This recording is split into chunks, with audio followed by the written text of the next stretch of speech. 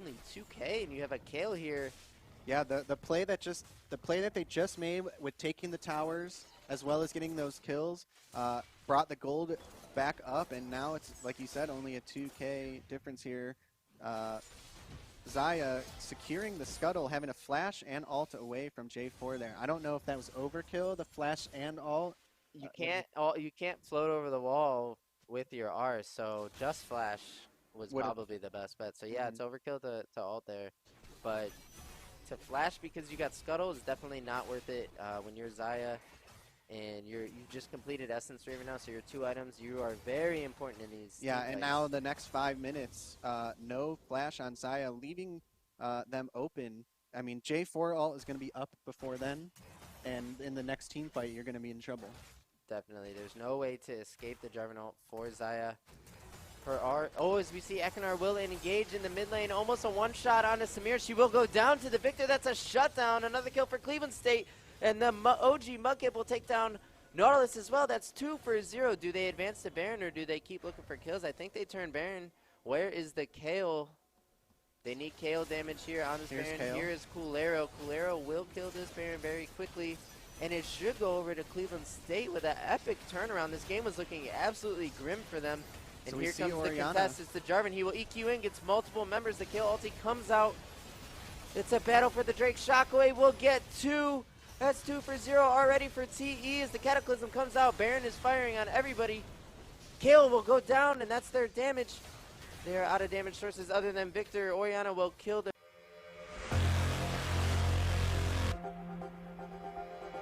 Our first match of the day will be our consolation match between York University Esports and Kent State University Esports.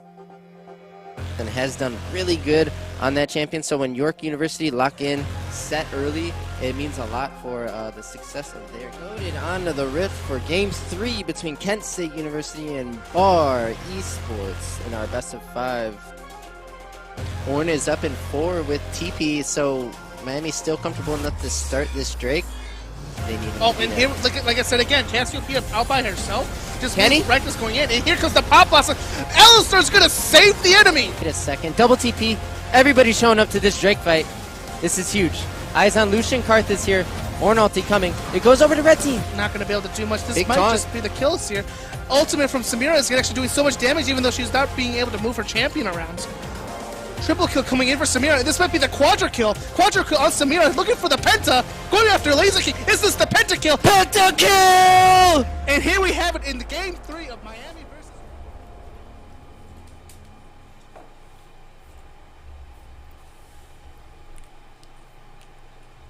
Welcome back, League of Legends fans. I'm your host, Holeyboxers, bringing you the official start of League Saturday Series Season 2, brought to you, as always, by 1Life2Play.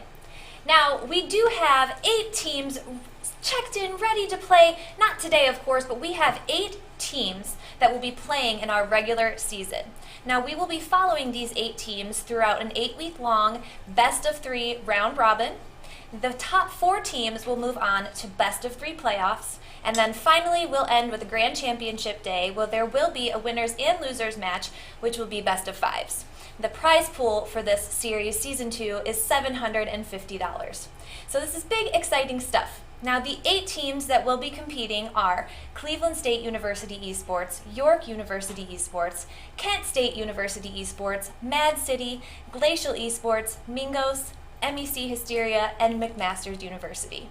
Now, as always, for all League Saturday Series information, you can go to 1life2play.com/LSS, and if you're interested in any of our awesome LSS merch, you can go to 1life2play.com/shop. Now, the first 2 teams that will be playing today, starting off, kicking off our official Season 2 start, will be MEC Hysteria and Mad City. Now, I can tell you these teams did not meet on the Rift during qualifiers, so this will be like a fresh start for them. So, without further ado, I know this team is ready to play. Let's kick it off with Diddy and Trifolge. Guys, what do you have for us?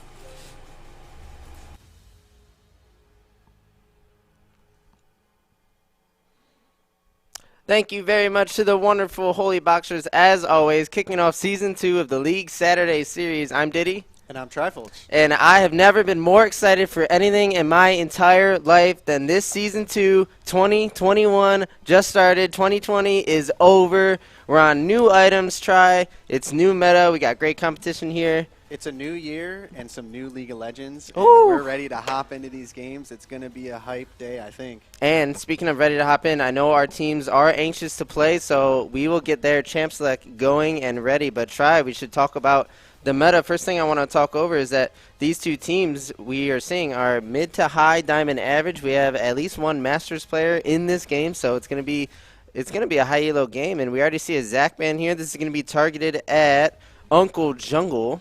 You don't want your uncle on Zac. That champion's too easy. Anyone's uncle can play it. They're going to take that away. Yeah, even I can play it, so we do know it's pretty damn easy. Well, all you got to do is fly in, hit a little, 1-2 on him with the ulti, and set it up for the team. That's all it takes. That's all you get. And you have the name synergy, so when you play him, don't you get like a buff? Freelo, yeah. I get like extra buffs to all of my stats just because my name is Zac as well. And we see a Graves and Kane ban. So these are power farming junglers. Junglers that want to clear their entire jungle, invade enemy camps, and go fast. And this is a pretty quick pick ban we got going here. Kennen locked in top. I believe, did they pro draft this? I do think they pro draft this, but I'm not 100% sure. We told them pro draft was optional if they needed it, but we prefer them to do a live champ select through client. That's right. And it looks to me like they pro drafted it, which means we don't get to see the actual order of the picks. It's not like it was Kennen was prioritized as Blue's first pick, but we do see Kennen in the top lane. The matchup is going to be GP. This is just going to be a farm it out matchup. Who can impact the team fight better? Kennen has the tools, but GP kind of has that global pressure along with the late game scaling potential. Yeah. So Skarner's something I haven't seen in a while. Like, is he meta in the jungle right now? It's something I haven't been seeing in solo queue or flex or anything. Yeah, it's a good question about Skarner. I don't see him often either. I think he was sleeper when the tanks were broken, right? But then there was nerfs to the Sunfire cape.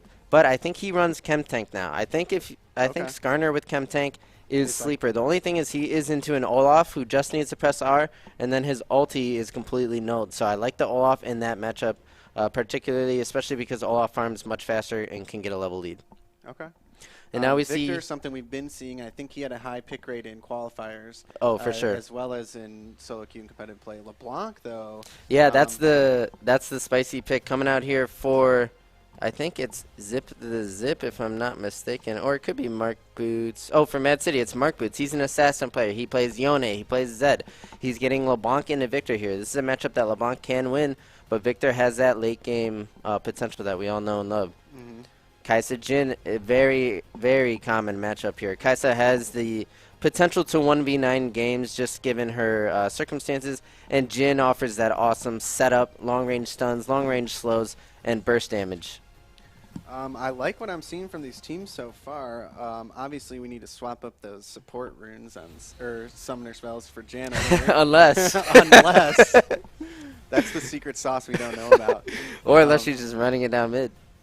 Yeah, what comp with the do you cleanse like? ghost. Yeah, she's running it down mid right now. Sorry, Cleanse guys, ghost. but I'm just feeling like running it down right now. Hey, I wouldn't be surprised. League of Legends, what players do in League of Legends does not surprise me anymore. Yeah. I've seen it all, but no, I'm sure she'll swap the summoners. Personally, I'm going to say I like Mad City's team composition. It looks to me like Hysteria's only real go button is going to be that Skarner ultimate. Everything else is going to be more disengaged, like the Janna, like the Gangplank related. So if their Skarner ulti is not landing, if it's not smacking, then I think Hysteria is going to have a hard time finding the right fights. Yeah, they're going to have to. I would think Mad City wants to make their fights happen around objectives. In the Dragon Pit, in the Baron Pit, like in the river, they've got the grab with the Skarner ultimate, and then they have the Gangplank ultimate. So if they can pick a volatile member of Hysteria with the ultimate, bring him in, drop the ulti, it completely splits their. If you pull somebody on their team forward, you drop that ulti, what is their whole team has to move forward into it or let their member die? Yeah. And that's a really great way to fight over these objectives. Definitely. I think that's a great observation. We'll have to see how Mad City can pull that off. But as we wait for spectator delay, we can hop to a very short break and meet you on the Rift for Game 1 of Season 2. See you there. We'll be right back.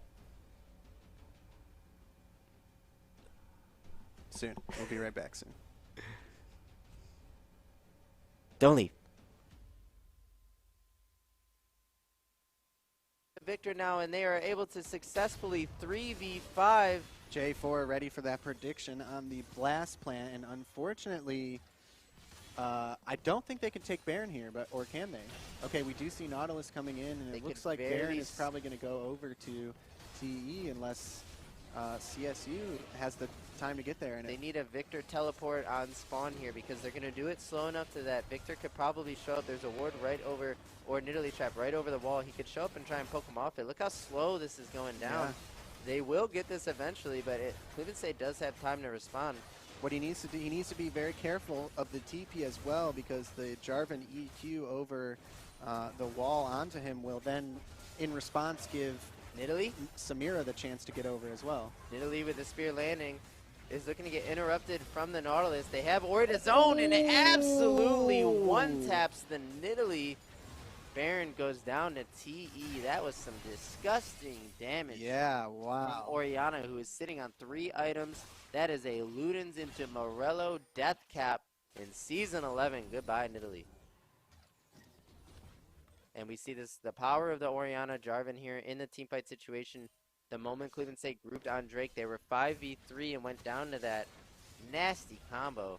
Yeah, unbelievable the damage that we just saw come out there from Oriana. I mean, she is 8-1-7 with 3 completed items now. So with mages being in a decent point, like you said, I'm assuming Control Mage, like Oriana, pretty similar to Victor, is in the same area right now where they are doing well, or Yeah, I don't know.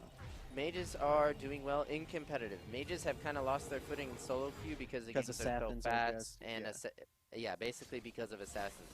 But when it comes to the 5v5 play, and you have the coordination like we see from this Jarvan and Oriana, yeah, you want your wave clear in the mid.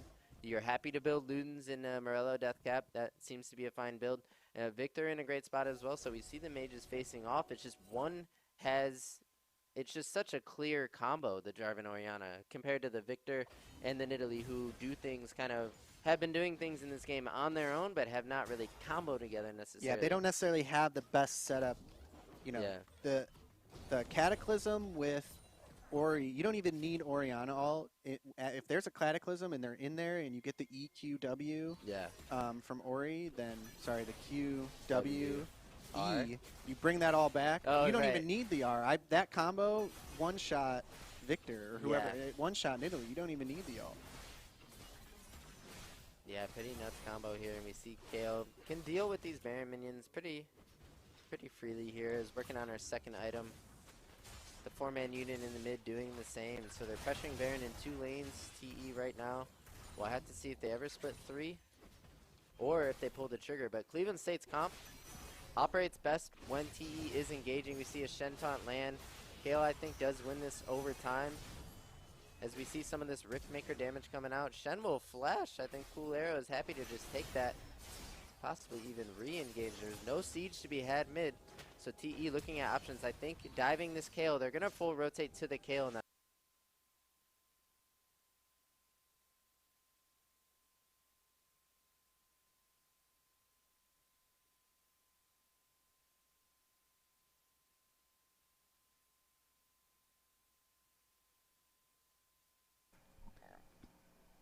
All right, guys, and we are back. We are just waiting for a disconnect right now. It seems as if blue side mid laner did not load in properly, so just give us 1 second here.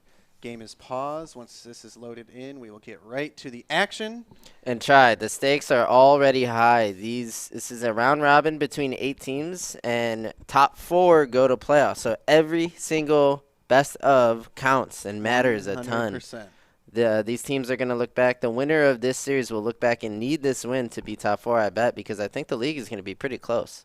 I think so, too. It seems like compared to Season 1, we have a much more balanced roster of teams right now. And it looks like, based off of even just the qualifiers, because we do know that some of these teams have played against each other in qualifiers, and we saw some really, really great matches. Yeah. Very close, high skill level matches going on in qualifiers. I'm excited to see that now when they're coming back here where everything is on the line.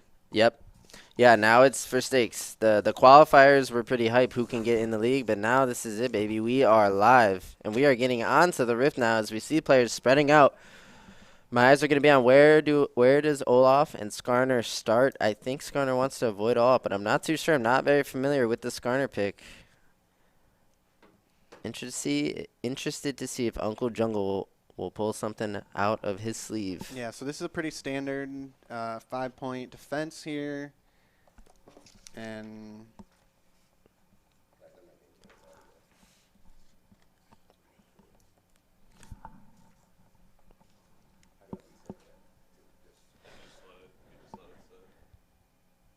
all right, we are back to directed camera.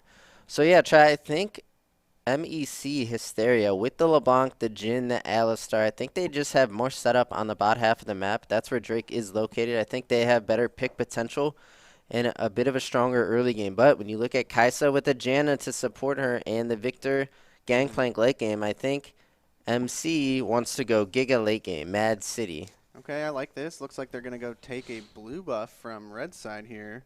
Oh, it's a late invade on bot side. I like this. When you have Olaf, you have almost nothing to fear. That champion level 1 is one of the very best. So when you draft him, you can start kind of drawing up a level 1 plan and looking to maybe 3-buff this Skarner. If he's unaware of this, which I can't see wards very well, if he's unaware of this invade and paths to his bot side, he will fall extremely behind. No red side wards on bot side of red jungle. So I think they have no clue that Olaf is there. I don't see any wards. There's only one red ward up in top side river brush. So yeah, they maybe have no idea. They could have maybe seen the bot lane's pathing and gotten a hunch from that. Possibly. It depends on how sneaky the bot lane was with that. And if we see Skarner cross river here, this tells me that he is aware of that because he will now path through the river, I think, over a blue ward and look to invade himself, going for that Olaf's blue. Olaf should know this. And here's the answer invade from Skarner. But now looking at topside, who's going to have the prio? I think it is the Kennen. If Kennen can get a push and LeBlanc can get a push, the Skarner could be caught in that jungle. But we'll have to see if that's where Olaf makes his way to. And we also have to see how many camps Skarner wants to take from Olaf's blue side. He might just take blue and call it cuts.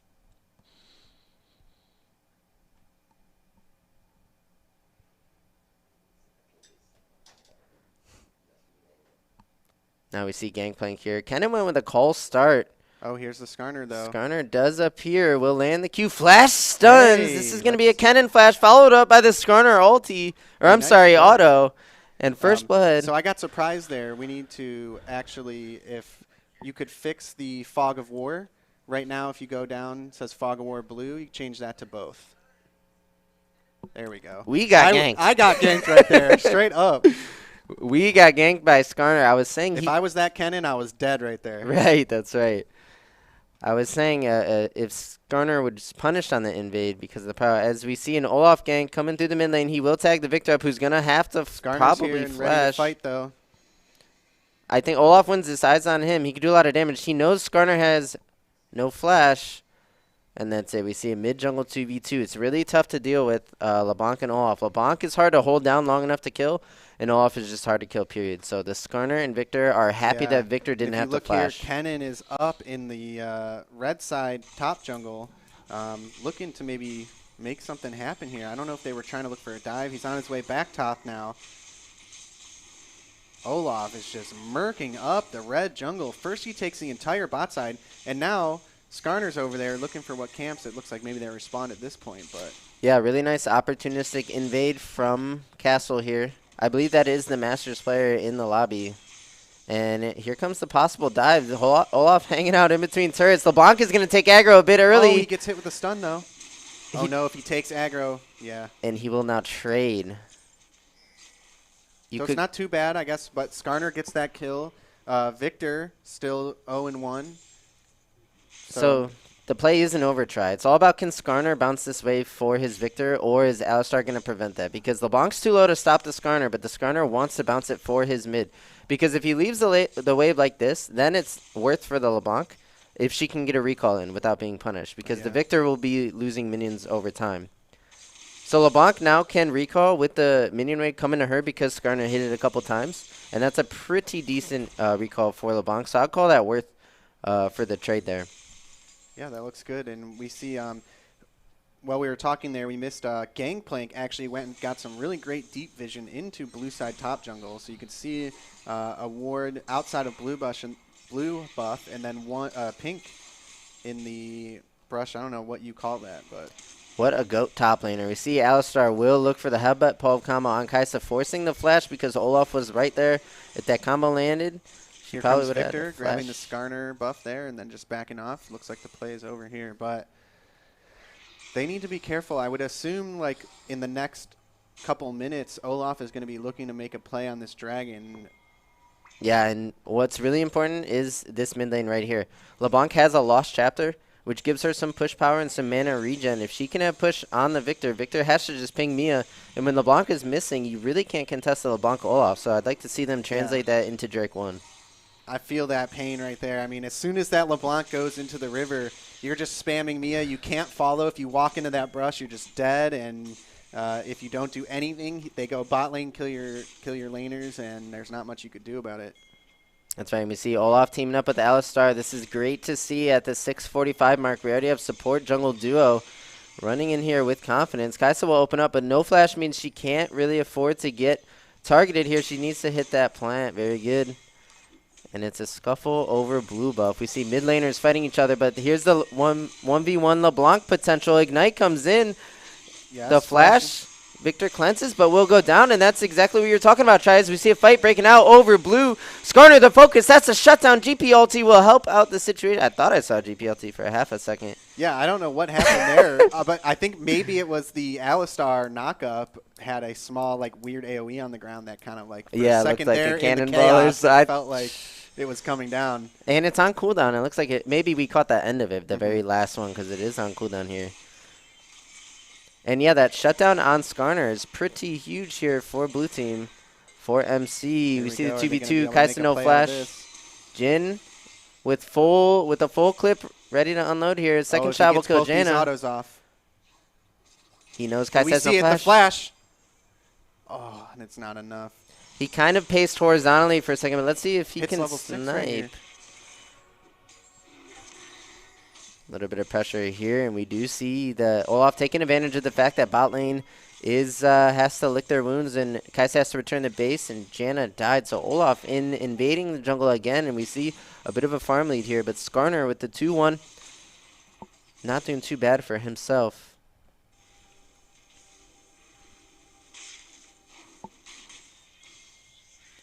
Now, Olaf wanted, I think, to take Skarner's red buff. This Olaf is being so ridiculously aggressive, being backed up by the LeBlanc.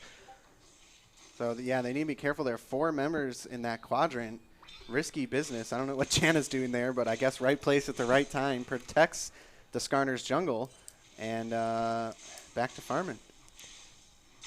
Yeah, Jaina on the early roam up actually kind of stops, I think, Olaf's invade plans. Once you see that support, you know they're going to have numbers there because you can assume their top mid jungle will be there. So Jaina with a little bit of presence to kind of help out her top side will go bot now. Group back up with Kai'Sa. And we see MC off to an early start, but this is kind of what you would expect given their comp. I think Mad City, MEC, who is red side, wants to go for super late game here on with this Victor pick. Yeah, I agree with the. They've got the Kai'Sa, the Victor, the Gangplank. As the longer they can make this game go, I think their team has the better pressure. I mean, there are scaling members on Mad City as well, but Victor opens up on the LeBlanc. Looks like he would maybe win the trade for a half second, but now the CC comes in and Mark Boots will just take out Victor. He had the help of Alistar there, not to mention Olaf right around the corner. So I'm questioning Zip the Zap. He just wanted to zip and zap the LeBlanc, but ends up paying the price for it. Got zipped and zapped himself. He sure did. He zipped when he should have zapped. I was thinking he zapped when he should have zipped. We'll have he to was watch trying to the go for replay. that zap. the TP zipped in there and bopped him up, and he just What do you know? It was over. But we see the LeBlanc taking over the mid game here. She's going to recall and probably complete her Ludens now with the extra kills she's gotten. Not to mention she's farming relatively well. If she completes that Ludens, it is just free reign on the mid lane here. As we see MEC picking up the first strike, not to be expected, right, given the champion picks. But when you look at the pressure they had topside. I think it was a trade of objectives there. Sure. Maybe they knew that Mad City is on the Herald there, so they know they can get Dragon for free. That's right, yeah, trading. Play. Oh, and LeBlanc did go Sork, so I think she's one recall away from Loons. I'm not sure if I... This LeBlanc is looking pretty scary right now. Victor needs to be careful. She's 3-0. Definitely has the item advantage. Chain will land. Let's see if she decides to this is follow it enough, up with but I another could be chain. wrong. This should give Olaf enough time to tag with an axe, and there's no flash on Victor. He should go down to Castle. Uncle Jungle showing up. Uncle Jungle ain't going to be enough because, or is he? Oh, the juke and the jive from the LeBlanc. Skarner can never get his hands on that champion. Mark Boots just playing phenomenally right now, showing off what it really takes to play LeBlanc correctly. And to me, it's looking pretty damn good right now. Absolutely. Ducking and diving and avoiding any of Skarner's grasp there. Right, yeah, Skarner cannot hold that champion down. And when it's played well, especially paired with this Olaf here, we see the mid-jungle duo coming out from MC just looking so great and getting their team ahead in this game. And I've forgotten all about GPL because we haven't seen one yet. I don't know where he used. It's on cooldown now. Where did he use that ulti? Not exactly recently? sure. In the bot lane, trying to get some kills bot potentially, or save a fight in the bot lane maybe? Yeah, I think if you're MEC at this point, you're looking at either your GP or your Kaisa to pop off in 1v9 this game. They didn't draft that many tools in the early to mid to find themselves pick like a LeBlanc would. But what they do have is these scaling 1v9 threats in Gangplank and Kaisa. And if Victor can somehow scale it into the game, he could be a threat as well. So eyes on Eat a Donut and Dombone to put this game on their backs for MEC. Otherwise, MC. These teams' names are entirely too similar.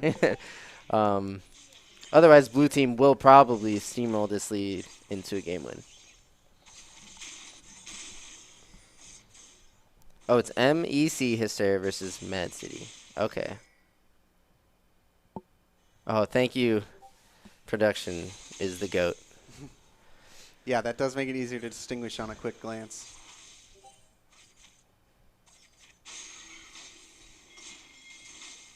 All right, so what can red team do now? How is blue going to press their advantage? Are they going to look to top lane? We see Alistar and Olaf checking it out here.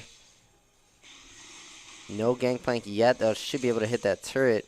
And we do see Kaisa, who can 1v1 most ADs if they're isolated like that. So Jin forced to retreat. And here comes the 4-man topside at 13 minutes, forcing the GP flash. Chain will miss, but does it matter? They just continue with more CC, and Castle, another kill here for the Olaf. So what I was thinking at that moment was what they need to do to take this lead in Snowball is play around the Olaf and try and make those aggressive plays now while he's kind of like in the sweet spot of his game.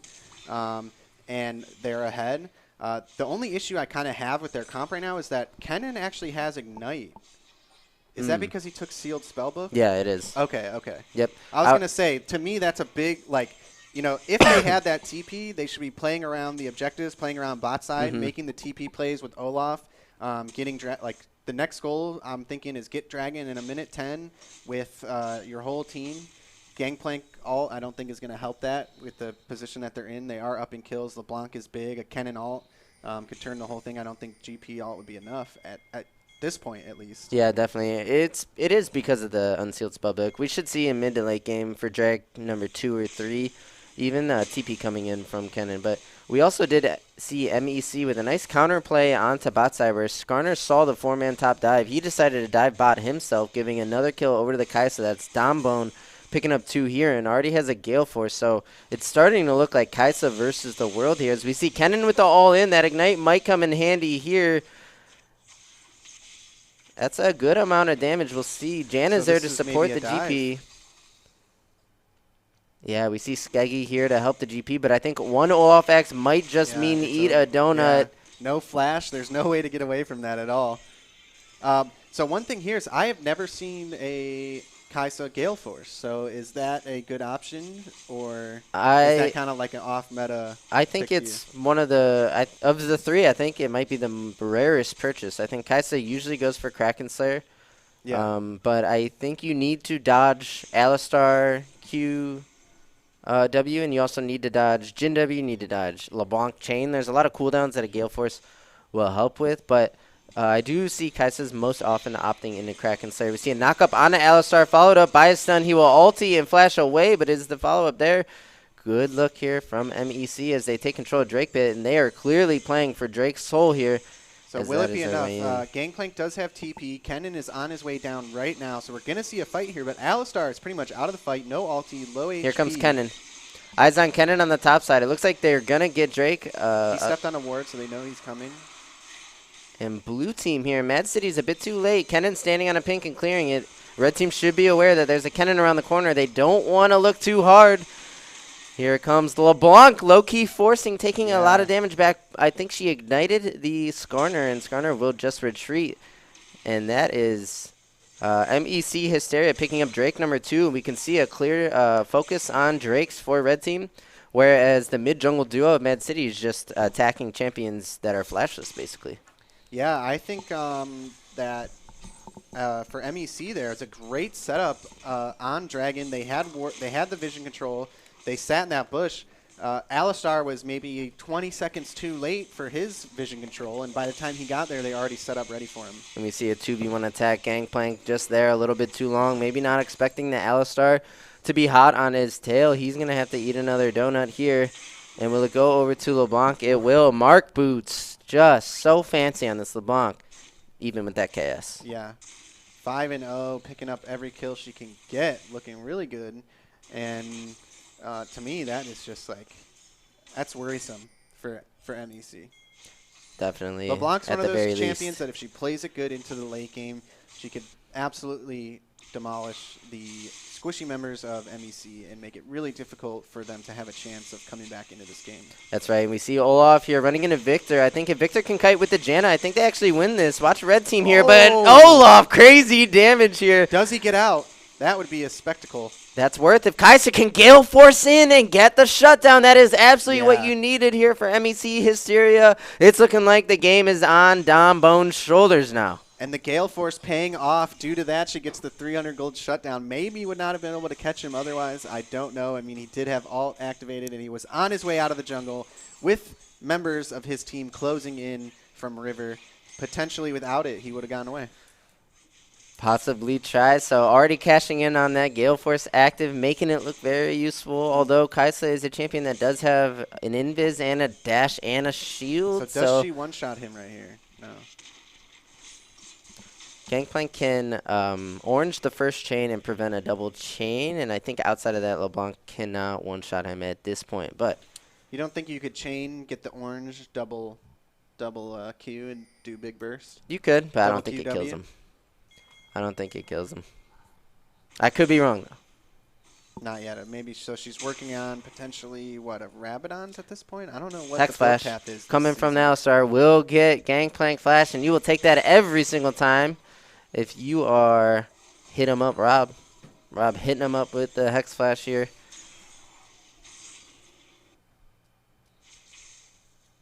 And I think it's just stall for late, play for Drakes if you're MEC Hysteria here. A ton of pressure to deal with. Olaf, I think, taking Herald number 2. Yeah, what are we looking at? So this is going to be an Infernal Drake Soul. That would be really good for MEC on their Kaisa and Victor for the late game. Definitely. Potentially something that could be the turnaround for them at this point. For sure. If they get that Drake Soul, it is anyone's game because that tells me that they have battled against a 6K and still get that soul, so they could easily win. We see Skarner looking for an ulti here. We'll get knocked up, and now Olaf with the counter attack, just doing so much damage. I don't think Kaisa can get away. Jin getting out with the Gale Force, turning back on the Skarner. Definitely going to pick up the kill there. Nice. One going over to Jin. And Kaisa does get away. We'll have to Oh, see Cannon what with is the this? flash in. Will ulti get multiple members. Eat a donut will go down. Mark Boots taking out the Victor as well. And blue team just following up on the Olaf aggression here, knowing Kaisa couldn't step up, didn't have sums, didn't have escape tools. And Kennen. This is going to be inhib for Mad City. Kennen with a beautiful flash play here. That is why you draft that champion. You have one job, and that is what it is. Harold coming in mid lane here, breaking the base. Now try, this is where we talk about, is it too early to take this mid inhib now? Some teams would say it right at 20. Might not be worth taking mid inhib. There's a few reasons why. The most obvious is that the super minion wave in the mid lane will eat your minions on its way to the enemy team, right? Preventing CS from blue side and giving extra gold from supers to red side. Exactly. Yeah. The reason mid is the worst lane is because you can easily have your AD or your mid laner hold that and make it to either objective, Drake or Baron, right? Because it's in the mid lane. If it was a outer lane inhib, it'd be a different story. So basically what you have to do is cash in on the pressure that it gives you, and I don't think that'll be too hard for Mad City, but we'll see where they start. Yeah, they've done a good job so far of pressing their lead, so as long as they can keep it up, I don't think that the inhib being taken there is going to be detrimental for them at all. I don't think so either. It's a good point. I think it's worth taking at the end of the day, but it's always worth asking yourself if you ever see yourself hitting an inhib. Yeah, oh, and here we see a play. Oh, my God. Wow.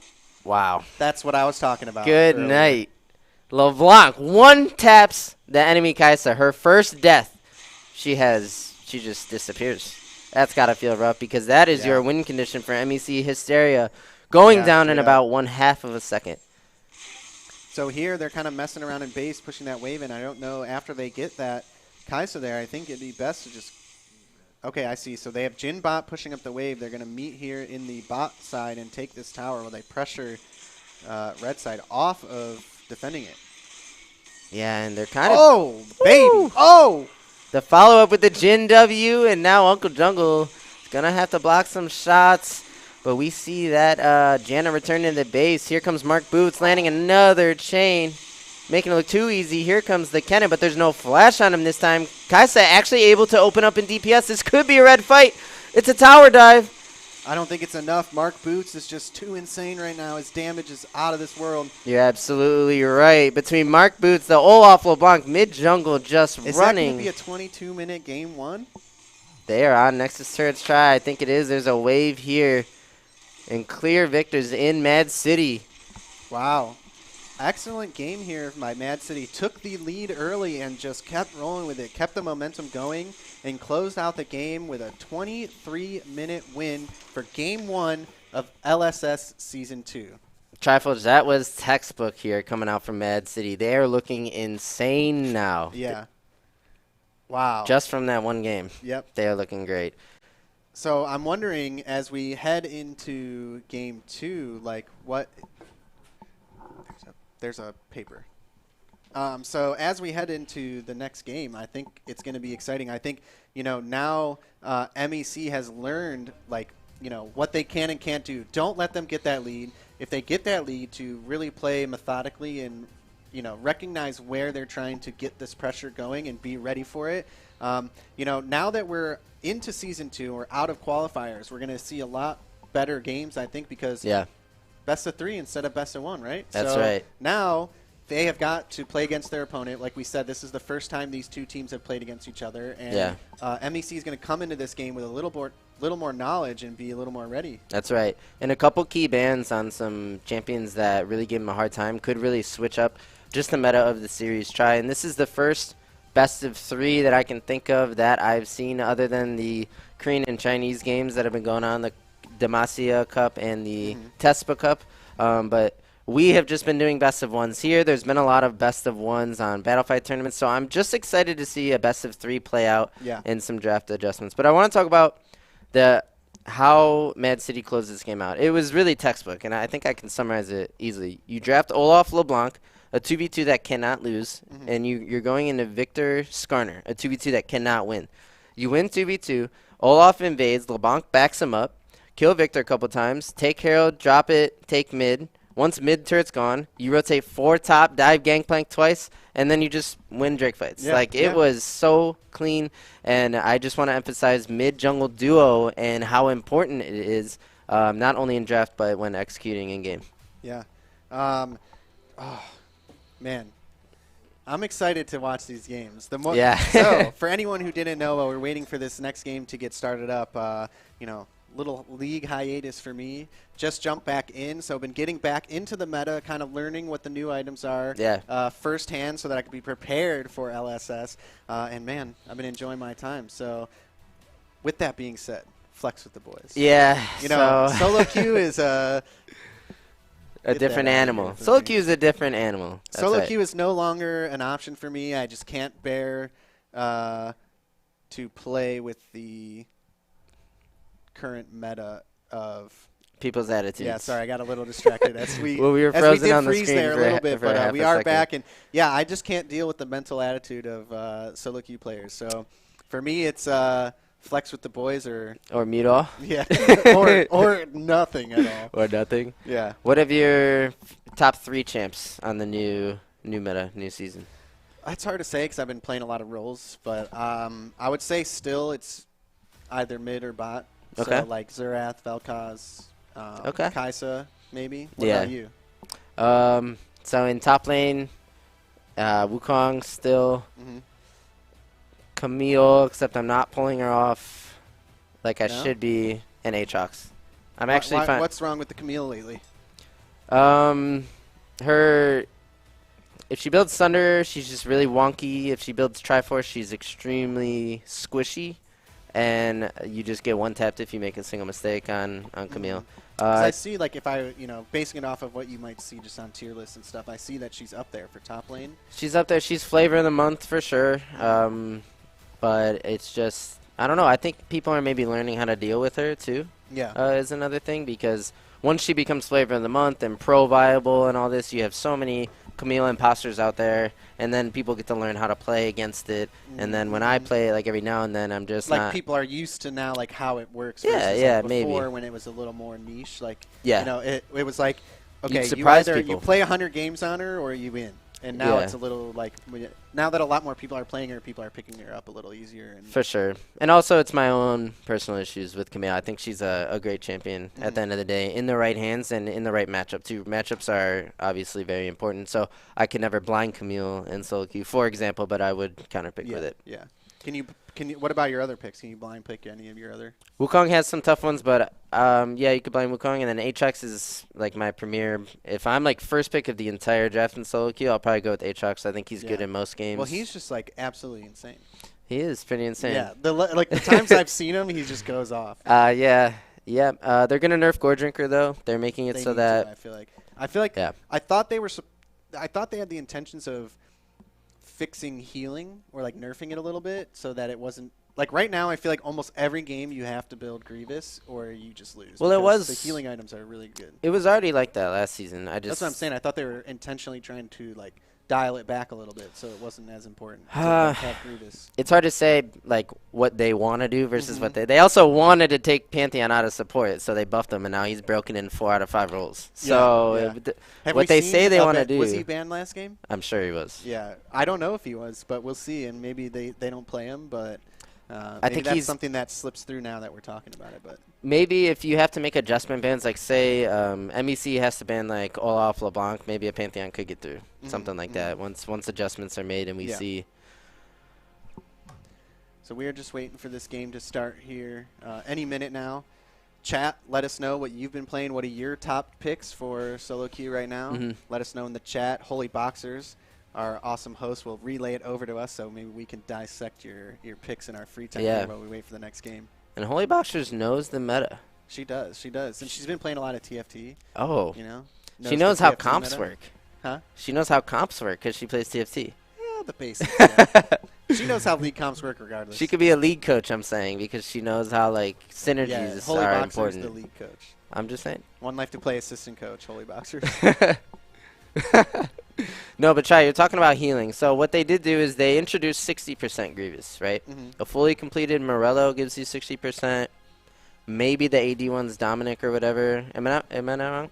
They also made it so that an 800 Oblivion Orb gives you Grievous. Okay, so they're like giving you cheaper and more impactful Grievous options to try and dial back the healing rather than just like nerfing healing straight up. Right, I think the issue is just Gore Drinker, because when you think of insane healing champions, it's kind of just Gore Drinker champions. Olaf, Aatrox, who else heals like out of control? Dude, I don't know. I feel like I've been seeing like so many champs build that item. Every champ has healing. Like most champs have healing. You can get healing out of just domination in your runes and conquer. So like, I don't know. Even Camille with Grasp builds Ravenous and heals to some degree. Yeah. It's just the only champions that like are busted because of their healing are Gore Drinker users. So once they tone that back, I don't think there should be any complaints about healing. I like healing in the game. I've talked about it before. I think healing is a better way for champions to fight. Two champions fight that heal a certain amount is better to me than the stat check of one champ just beats another. Yes. That's how it used to be. Yeah. Two champs running each other, one just beats the other one, there's nothing you can do. But if there's healing in the game, if you kite properly, if you're hitting your, rotations when you should, rotations when you should, you can heal back into a fight. Right. Gore Drinker at the right time, Ignite at the right time, things like the healing things, like the healing interactions to me. Adds dynamic mechanics for combat. For sure. And without it, it's like, okay, if Olaf is a level ahead, he just wins because that's exactly what Olaf does. Yep, and I love to see two champs fight out, like an Aurelia and a Camille. Camille heals like a ton on her Q2, but Aurelia heals every time she hits a minion. So it's like all about can you keep Grievous on her, like, blah, blah, blah. I don't ever really see that lane, like the presence of healing and Gore Drinker like in lane because I'm usually playing like mid or bot, and it's like I only see it late game when they just jump on me and beat my ass, and then I'm like, okay, like sick, he just healed for half his HP, and nothing I could do. The bot laners that okay, so Samira's one that maybe heals a little too much. Like, okay, yeah. So far in my games that I've played with Samira, I'm just like, get that shit out of here. Nerf Samira, I would ban that champion because she heals too much. She just seems like too much to deal with. No. All right, guys, we're gonna dissect some of these plays right here. Oh, it's Yoshi here. He's agreeing. He says the healing is obnoxious right now. But is it not better than stat checking? Because I think past seasons was just stat check battles. And he says, why does Akali heal her whole health bar? So because it all depends. Like I guess it's on champions. Like, does Akali take Gore Drinker, or is that just her healing based off of Qs? She will get healing if she goes Rift Maker, which gives you healing. So you have to buy a Mythic to heal with that. I'm not sure if all Akalis go Rift Maker. I want to say if Akali doesn't buy Riftmaker, she doesn't heal that much. But I also haven't seen Akali that much. Yeah, I like these. Like, recently. so I like both of these points. Like, he's saying that healing should be tied to champions themed around healing. So, like Vladimir, you're saying that having that healing presence in kits, like through items, gives the game more interesting, like interactions. Yeah, it's two interesting points because I can agree with that too. Like I see both sides. Yeah, having the champions, like Vladimir being based off of healing because that's like his champion's thing is cool. But just having every champion be a vamp champion basically is kind of like what's the point? Like why is Vlad if everyone can heal now? Well, another thing is if you don't have any form of sustain, you're not going to be on the map as much. Like champions that heal off minions. Let's use Camille again as an example. Nasus.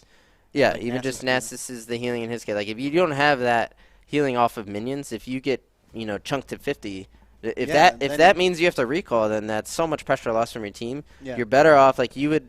So my point is, if you don't have healing in your kit, you probably go buy it. So you can stay on the map to even be relevant in the game. So looking back, I wonder, honestly, if I try and think back previous seasons, I really can't, pinpoint things that often. But, when we started playing, let's say go back to Season 4, Season 5. Let's say, after they did the map change. Okay. Were we at the point where healing was like that, where it's once you were chunked, you just backed, and now you lost the pressure of that on your lane? Well, there used to be health pots and mana pots, right? Oh, I forgot about mana pots. There's mana pots. So sustain, maybe you would buy your sustain in lane, and I think there was just significantly less healing. Yeah. And there was the Ardent meta where I remember the Ardent meta. That was you gave your AD a ton of healing with Ardent. That was season 6 though. Anywhere as long as she built Ardent Sensor, and then I don't think I played it like a high level in season 4 to like I season know, it's 8, too so long. it's That's like too hard to long, though. remember. Like I wasn't paying attention to like the little details of like, oh, he got 20 HP and I didn't ignite. No, Yeah. I was just like running at people with Wukong. So, but I will I tell don't you, even know what I was doing. I was in silver, and I was just like, fucking Master Yi mid lane, just doing whatever I want. I'm like, oh yeah. Did you guys see Faker play it in that video? Let's go. That's Dude. me now. Master Yi mid. All right, so we're hopping into Champ Select for Game 2 of Mad City versus MEC Hysteria. That's and, right. let's see if we're going to see a turn of events here in this game. All right, try draft adjustments for MEC Hysteria. Give me your analysis. Okay, Olaf is gone. Okay. We'll see. LeBlanc is maybe gone. Okay. But it's hard to say because, like you said before, there's so many champions. Like the champions that were in ban phase last game, like must just be like they might just be must bans. And if you don't ban them and leave the champions open, so like there's the one. There goes the Pantheon. So Pantheon is being banned 3rd on blue side. So that means MEC doesn't want to play it. Otherwise, they could pick it here. So they have another prioritization in their pick. And again, it's not in draft order. It's in lane order, right? So we see it's an Aatrox and a Renekton matchup. This is a common matchup here. Mad City pulling out the Nidalee into what looks like a Hecarim. Interesting. So Mad City did not ban Olaf, did not ban LeBlanc, or I'm sorry, MEC did not ban either of those champions, but they're not going to see him. They see a Nidalee Zed now. Yeah. And this is, I could tell Mad City wants to play mid jungle 2v2 because of the AD mid followed up by the AP jungle, right? It was flipped last game. Yeah. Now we get to see Zed Nidalee. So like for me, like I don't really know about the Nidalee. So like Nidalee, I feel like for every season that I've played the game, she has her strengths and weaknesses, and they're pretty much the same. So like he needs to perform really well in this champion to make her work, Right. or he's going to be completely useless. And I don't know what he plays, or if that's a champion that's in his arsenal. I would assume it is if he's pulling it out here. Right. But we all have champions in our arsenal that we think we're good at that we're not so. That good could at. fall off. Yeah. Yeah, I have to agree. When you pick Nidalee, it's a high-risk, high-reward pick, right? If she falls behind, she doesn't offer much to the comp. Another weakness I see with the Nidalee pick is that her solo lanes don't really have CC set up for her to land spear. When you pick Nidalee, you want to have like a Renekton top. Stun him with the Renekton, guarantees the spear, and that's a dead champion. In the mid lane, a good champion would be like Pantheon in the mid lane. I know he's banned, but that's a good example. Guaranteed hard CC for the spear follow-up. Nidalee's not going to have anything other than Alistar combo to guarantee a spear for herself, which means she needs to hit them in the open field. Yep. And like you're saying, unless she's very skilled and shows up on this game, she could have a hard time finding success, whereas Hecarim just needs to really like bulldoze people, which is a bit more simple. Yeah. And even then, like, to me, it doesn't seem like the options for, like, hit a spear and jump and assassinate somebody is, like, really only looking in the bot lane. As Nidalee versus Orianna, it's hard to say. Like, if she has ulti and, shield orb and stuff, like, she might be able to get away even after a spear. It depends on the strength of Nidalee at that point. But, like, I think this is how they play it. Mad City needs to make sure Zed can get away with being a melee champion in the early game against Ori, so Nidalee can visit the lane. You can gank the Ori, but you don't have to kill the Ori to pull this off. What you do is get Zed prio and go kill Hecarim in the jungle. Get Zed his 6. When Hecarim is 6 and Zed is 6, Zed could one-tap, especially with the help of Nidalee. Maybe not one-tap, but you know what I'm saying. Yeah, the way that Olaf was invading the Skarner, Nidalee can do on the Hecarim with the backup of the Zed. You take fights into the jungle where it's not just an open field, and then you can start landing spears.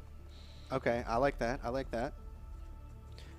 And that's actually how I expect them to play it out, because we saw their game 1 performance was so mid-jungle duo heavy. And when you lock an AP jungle with a Zed, it just tells me they're just running that back again. So we'll have to see if the Orianna for MEC Hysteria can protect herself a little bit more, maybe prevent some early deaths and scale into this game. And then you have this Ezreal Seraphine. Seraphine, I think, scales like infinitely because she has the potential of winning the game, basically, or coming back in the game with her ulti. She can tag 3 members from like a screen away. It's outrageous. And then she has pretty good healing and another stun in her kit. So I think if MEC goes super late, again, I think they have the better scaling comp.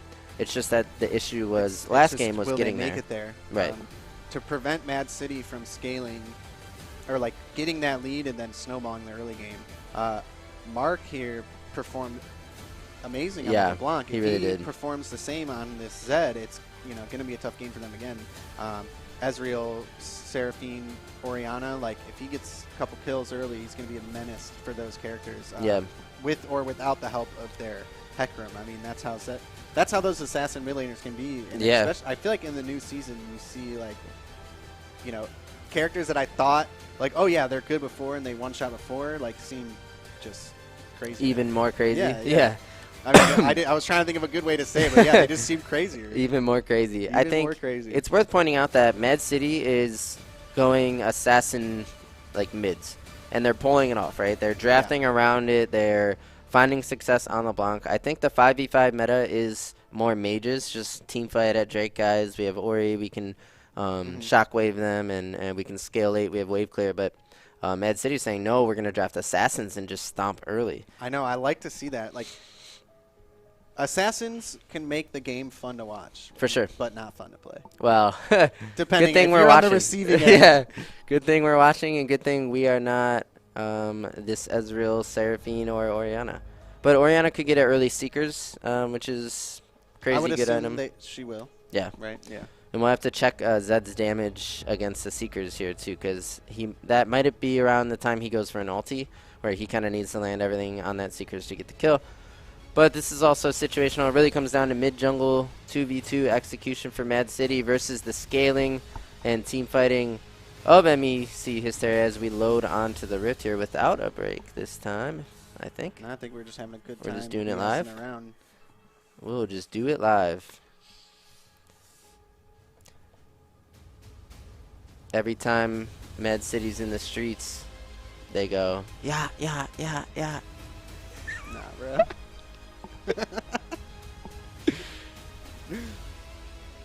Dude, they're up 1-0. I know, for now. And we are heading on to the Rift for Game 2, match number 1 of League Saturday Series. And Just kidding. we have another pause right as we load in.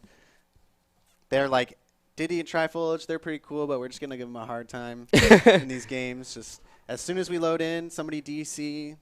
Yep. Listen to them stall. Mm-hmm. How was your New Year's, Try? Actually, Pretty chill. I don't care. Yeah. Wait, no, tell me. Oh, I thought the game was starting. Me too. It's pretty safe and relaxing and chill. Just Nice. played some games. Like Holeyboxers said earlier, at midnight we took a break from our gaming to have a little kiss, and then we went back to some gaming. Oh, nice So, brag. no parties or job. anything for us this year. What about you? I just played video games. I was with my niece and my sister, Mm-hmm. so it's a good start to the year. Yep, little hanging out with the family, Yeah. then some gaming. And then gaming by 12:15. It was a good New Year's for gaming, wasn't it?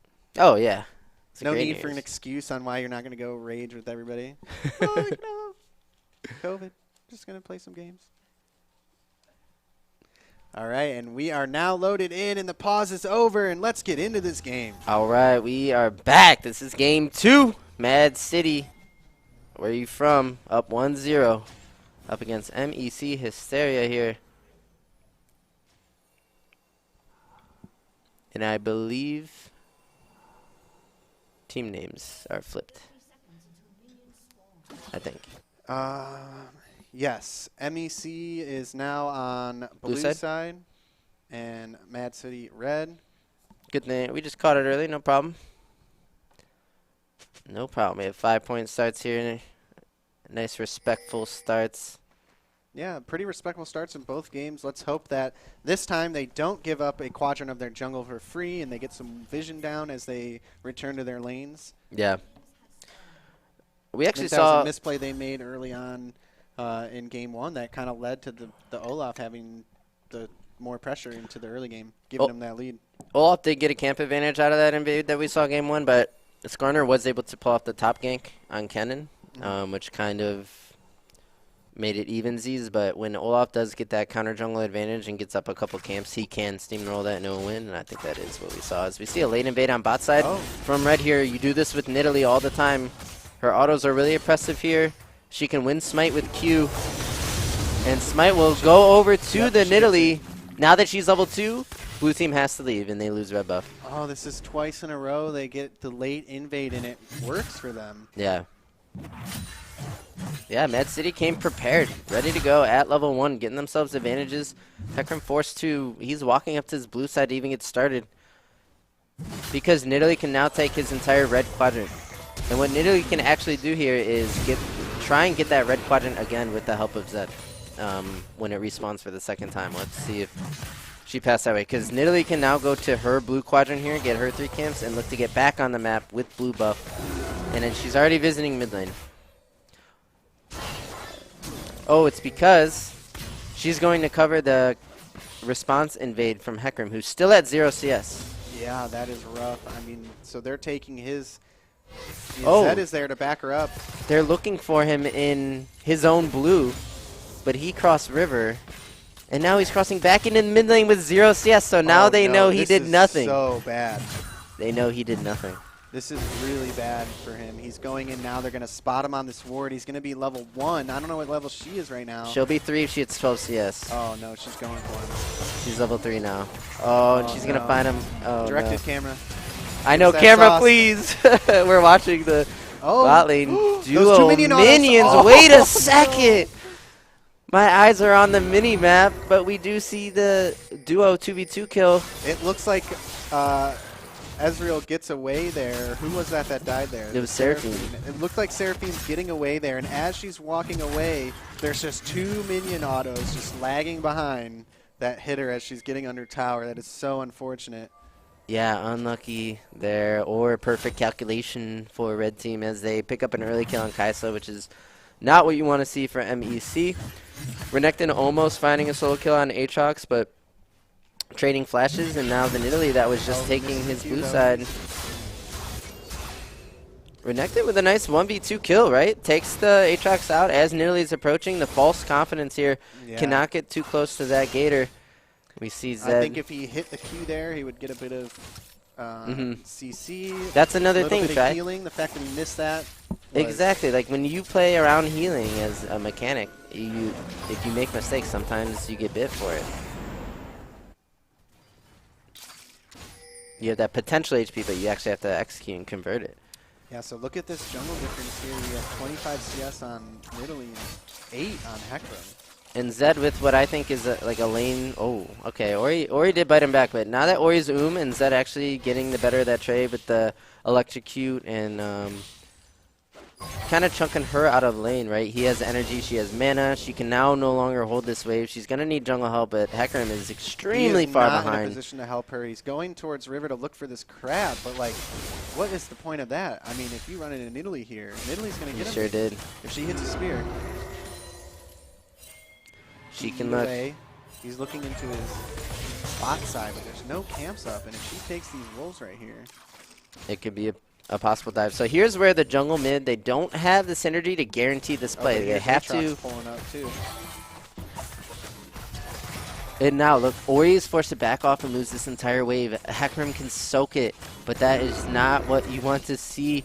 Zed with a massive farm lead already, 17 here. And chunking out the Hecarim, so the chances of him getting a camp are lowering.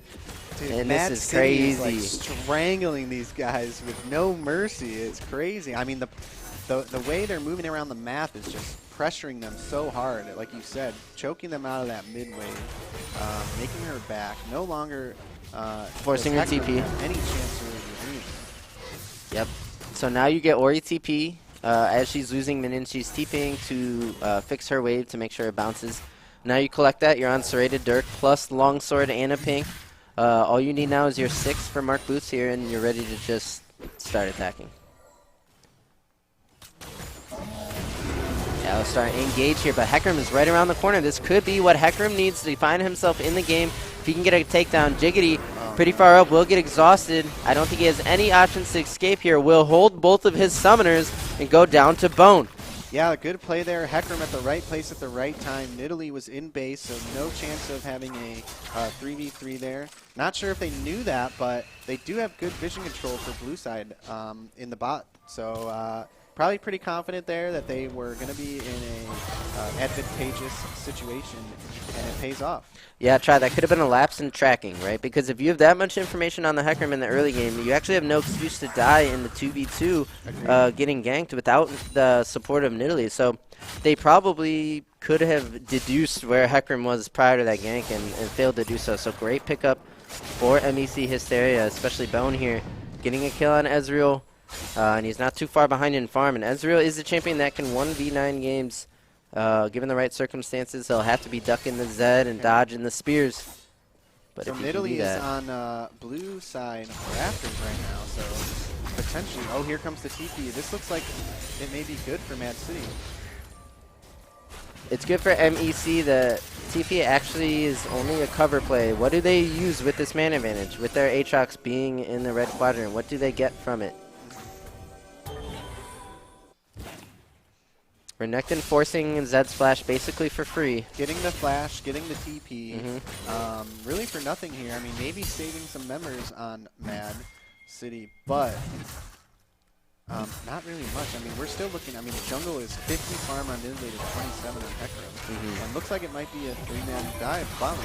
Yeah, they have about 5 or 6 minions. Jiggity getting really, really low to set it up. Here comes the Zed. He kills Ezreal without ulting, so he will ult the Seraphine, but probably just disengage with that. They'll take the kill on Ezreal. In the let's see meantime, if they Nidalee pressure. taking Dragon there. I didn't even realize.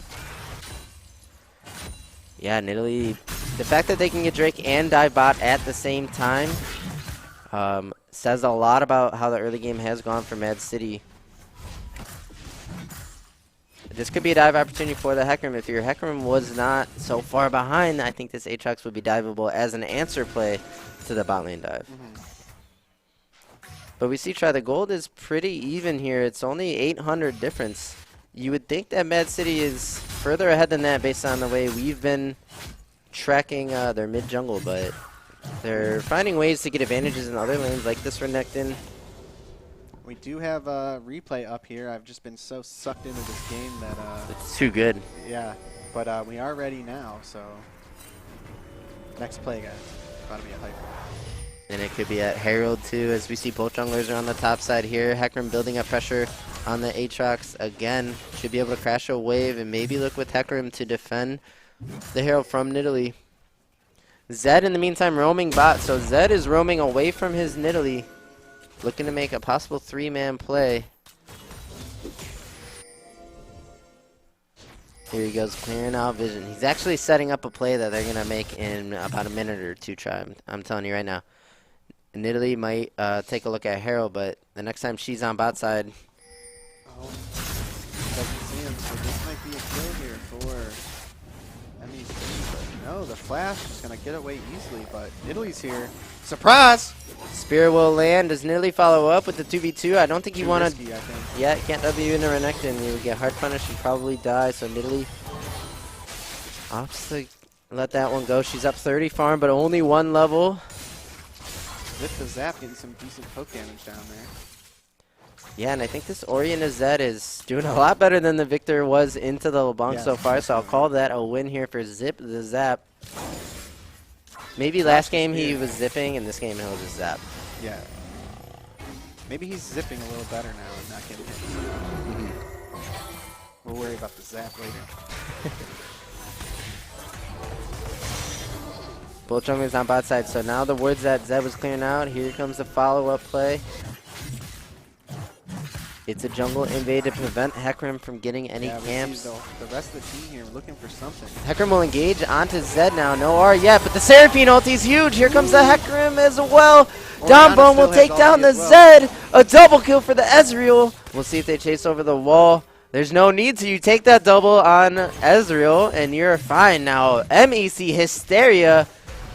Not quite a Goldie, but a couple frags in return. Now the onslaught of shadows will get the flash away from the Kaisa. Time that.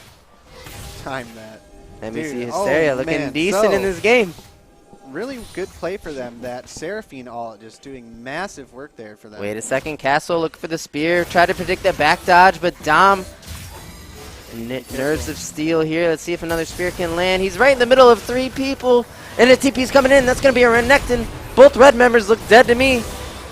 Nidalee will flash, followed by the Renekton. She is going to go down, and Alistar cannot even help at this point.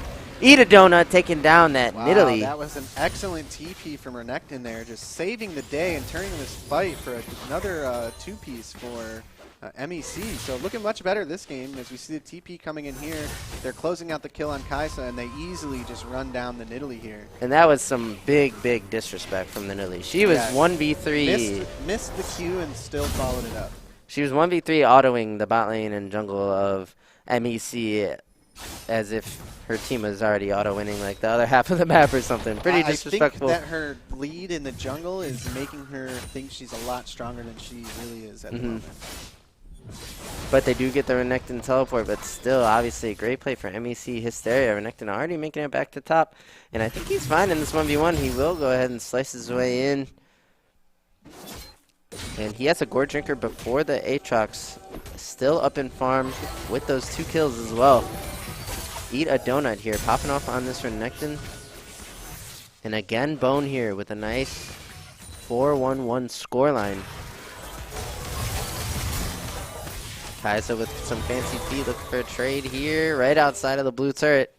So Seraphine ult's coming up soon, and I'm trying to see some action. I mean, it looks like maybe this is a good opportunity, maybe a 3v3 down here in the bot lane. 2v1 with the mid roaming up on the Aatrox, who did not expect the Orianna. Really, really well played by Eat a Donut here. You saw he was low-key running away, kind of faking as if, you know, he wasn't just running at him the whole time, making Aatrox feel like, can I turn this back with my healing? And Orianna there. And we finally just saw the zap. Now that is zap. That zaps. That does zap. That's a slap zap. And now the play is Drake. I think Nidalee needs this Drake to put her team on Drake point. Okay, saving Uncle Tungle by pushing him over the edge, but oh, surprise! Mark is there. And it's a red follow-up. Kaisa will go over the wall. Drake goes to red team as well. And a red TP. They're going all in for this Drake. Can they get this Orianna, who has no shockwave but has flash, will have to use it, and can escape. Back again with the zip, just getting out of that damage. Oh, takes the spear, but it's not going to do anything. I'm surprised Mark gets away there, but fancy footwork gets him back into the pit and yeah, gets the pick. If you're pulling that up again, I'd like to see kind of what happened in the pit. I think I was watching Drake go down, and I saw it went over to red team. So now we flipped boards. Last game, it was MEC Hysteria with the first 2 Drakes going for the Drake win condition. And it was Mad City just fragging out and stomping. Now it's kind of flipped. MEC ahead in frags, but Mad City ahead in Drakes. Red side diff, maybe? Or I mean blue side diff? Maybe. Blue side might end up 2-0. Who knows? And yeah, sorry about that, but I forgot the replay again. Oh. Into that play there. Dude, I've done that a bunch of times. I can understand. All right. There we go. Big damage coming down from Donut. The Dominus here. Eat a Donut, opting into the 1v2, walking into a blind brush. Nidalee cannot quite take him down, but the Zed will. That's a shutdown for the Zed, and I think they could pick up Hecarim if they have any more chase potential. We see a scuffle in the bot lane. It's a 2v2. Seraphine force a flash. Here comes Blue TP. Is that another Renekton or no? It's got to be Ori this time. She comes in. They don't need much but a shield as they will take down that Alistar. That's a 1-for-0 trade on either side of the map. MEC Hysteria will pick up Alistar, whereas Mad City will take out the Renekton in the top side.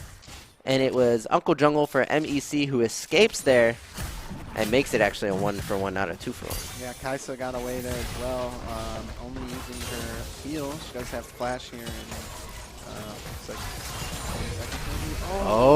it's too late. And that's a zap in the That mid is lane. a zap. Right there, that shockwave getting Orianna another kill, but I think we need to watch the Zed here above all. He has completed Duskblade, he's on another Dirk. This might be Zed's strongest spike once he hits 11. I think that's the strongest he'll get in the game. He could take it over, he can go get himself that Ezreal bounty. I was just going to say, I think if you are Zed right here and you're picking up that power spike like you said, your first priority is getting this bounty off of Ezreal. He sure will look for it as he will ult the Seraphine. He is exhausted. He's bopped back. He's shadowed away. He's not yet under turret. Ezreal with the Q. Dombone will take him down, and that's not what you want to see from the Zed here. Great plays by MEC. We saw the exhaust was perfect. We saw the bop from the Alistar was also... I'm sorry, it wasn't Alistar. The exhaust was on point, and that's what mattered there in that play. The Zed will go down. No bounty for him. He'll have other chances to get in this game, but I think that is when he was at his strongest point. That was his chance right there, and I think he should have tried to take down the Ezreal, but really went for the Seraphine, maybe due to the level difference.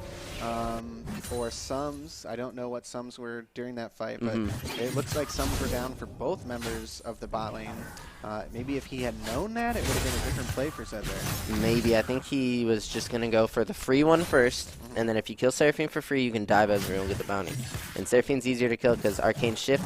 Ezreal could just wait till Zed gets out of his R, Arcane Shift away, makes the Shurikens a bit harder to land. There's no follow-up auto. There's rarely a passive auto.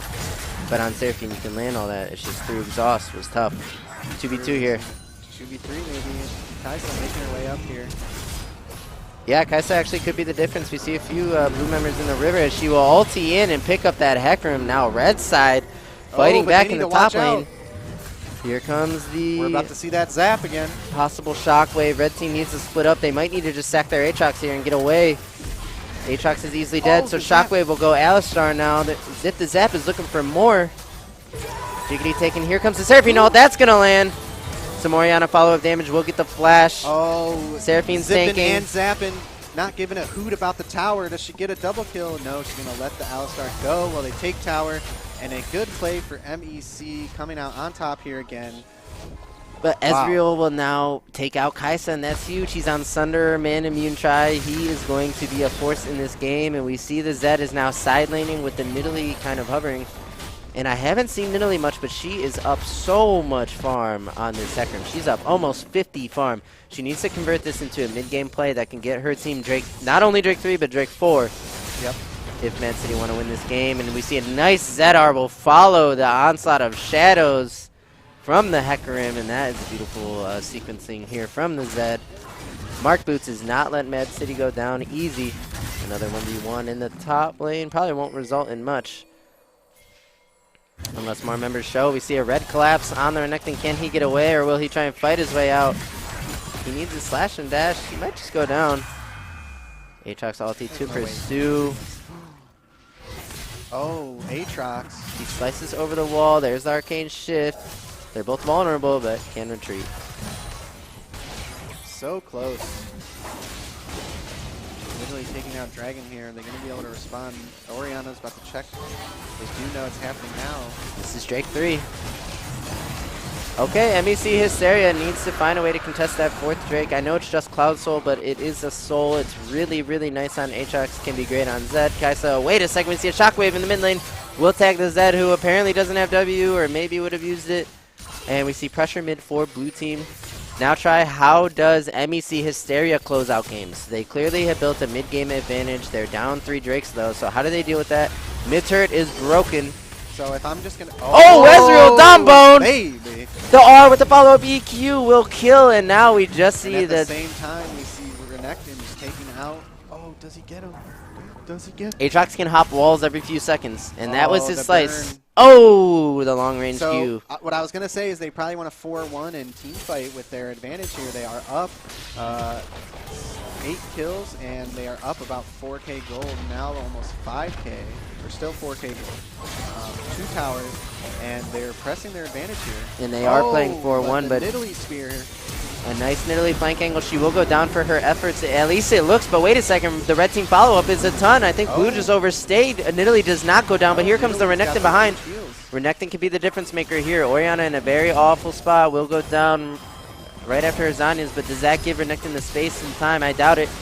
He's going to find himself in a 1v3, soon to be a 1v5. And that's Inadona going down, and that's got to be Baron, the red team. Yeah. Wow, an excellent turn there. It looked like it was going to be bad for Mad there, because when Nidalee went in, it looked like she was going to go down, but huge heal, stays alive. Mark Boots gets a couple kills, and now they're taking the Baron. This may be a Mad City 2-0. This could be, because now they can just play Baron, use the Baron to build pressure and get vision control of Drake number 4, get that Cloud Soul, and then it could look like a completely different game. But try, for MEC Hysteria, it's complete overstay to even hit that base turret once, because you get the tier 2, now you're on reset. Yeah, you want to grab that wave? Sure, get one more wave, but walking up hitting the turret, you're open to so many angles for flanks, TPs. All Nidalee had to do was walk behind you guys, spear, jump in. She distracts you long enough for red team to come clean up. We like to see it. I like to see, again, like we said, games are closer and closer this season. Yeah, these are Teams good games. Much closer into, like between the skill discrepancies amongst the teams is a lot closer, and I think we're going to see a lot of really exciting hype games this season. For sure. If this is a preview for what Season 2 of LSS will look like, I'm extremely excited as we see Mark Boots closing in here on this zip zap, and it's going to get him pretty easily. And this is a classic mistake of, I'm a mage, but my team wants me in solo lane. How far can I walk up? Where's my vision? Can people just jump over walls and now they're behind me? And do I just die for free? It's really tough to manage for Orianna to get in that side lane. The best she can do is kind of stand under a turret, wait for a side lane mate to get to her, depending on where the enemy champions are. Zed will ulti in. He dodges the Seraphine ult and just completely claps the Seraphine. You guys can see my face right now. Woo! The death mark as the fight will ensue. It's that blue turret, though. Renekton dropping low. Alistar tanking. Some autos coming in from Kaisa on the turret. She's a bit far up. Renekton tries to flash on her, but she walks away just in time. I've ever seen.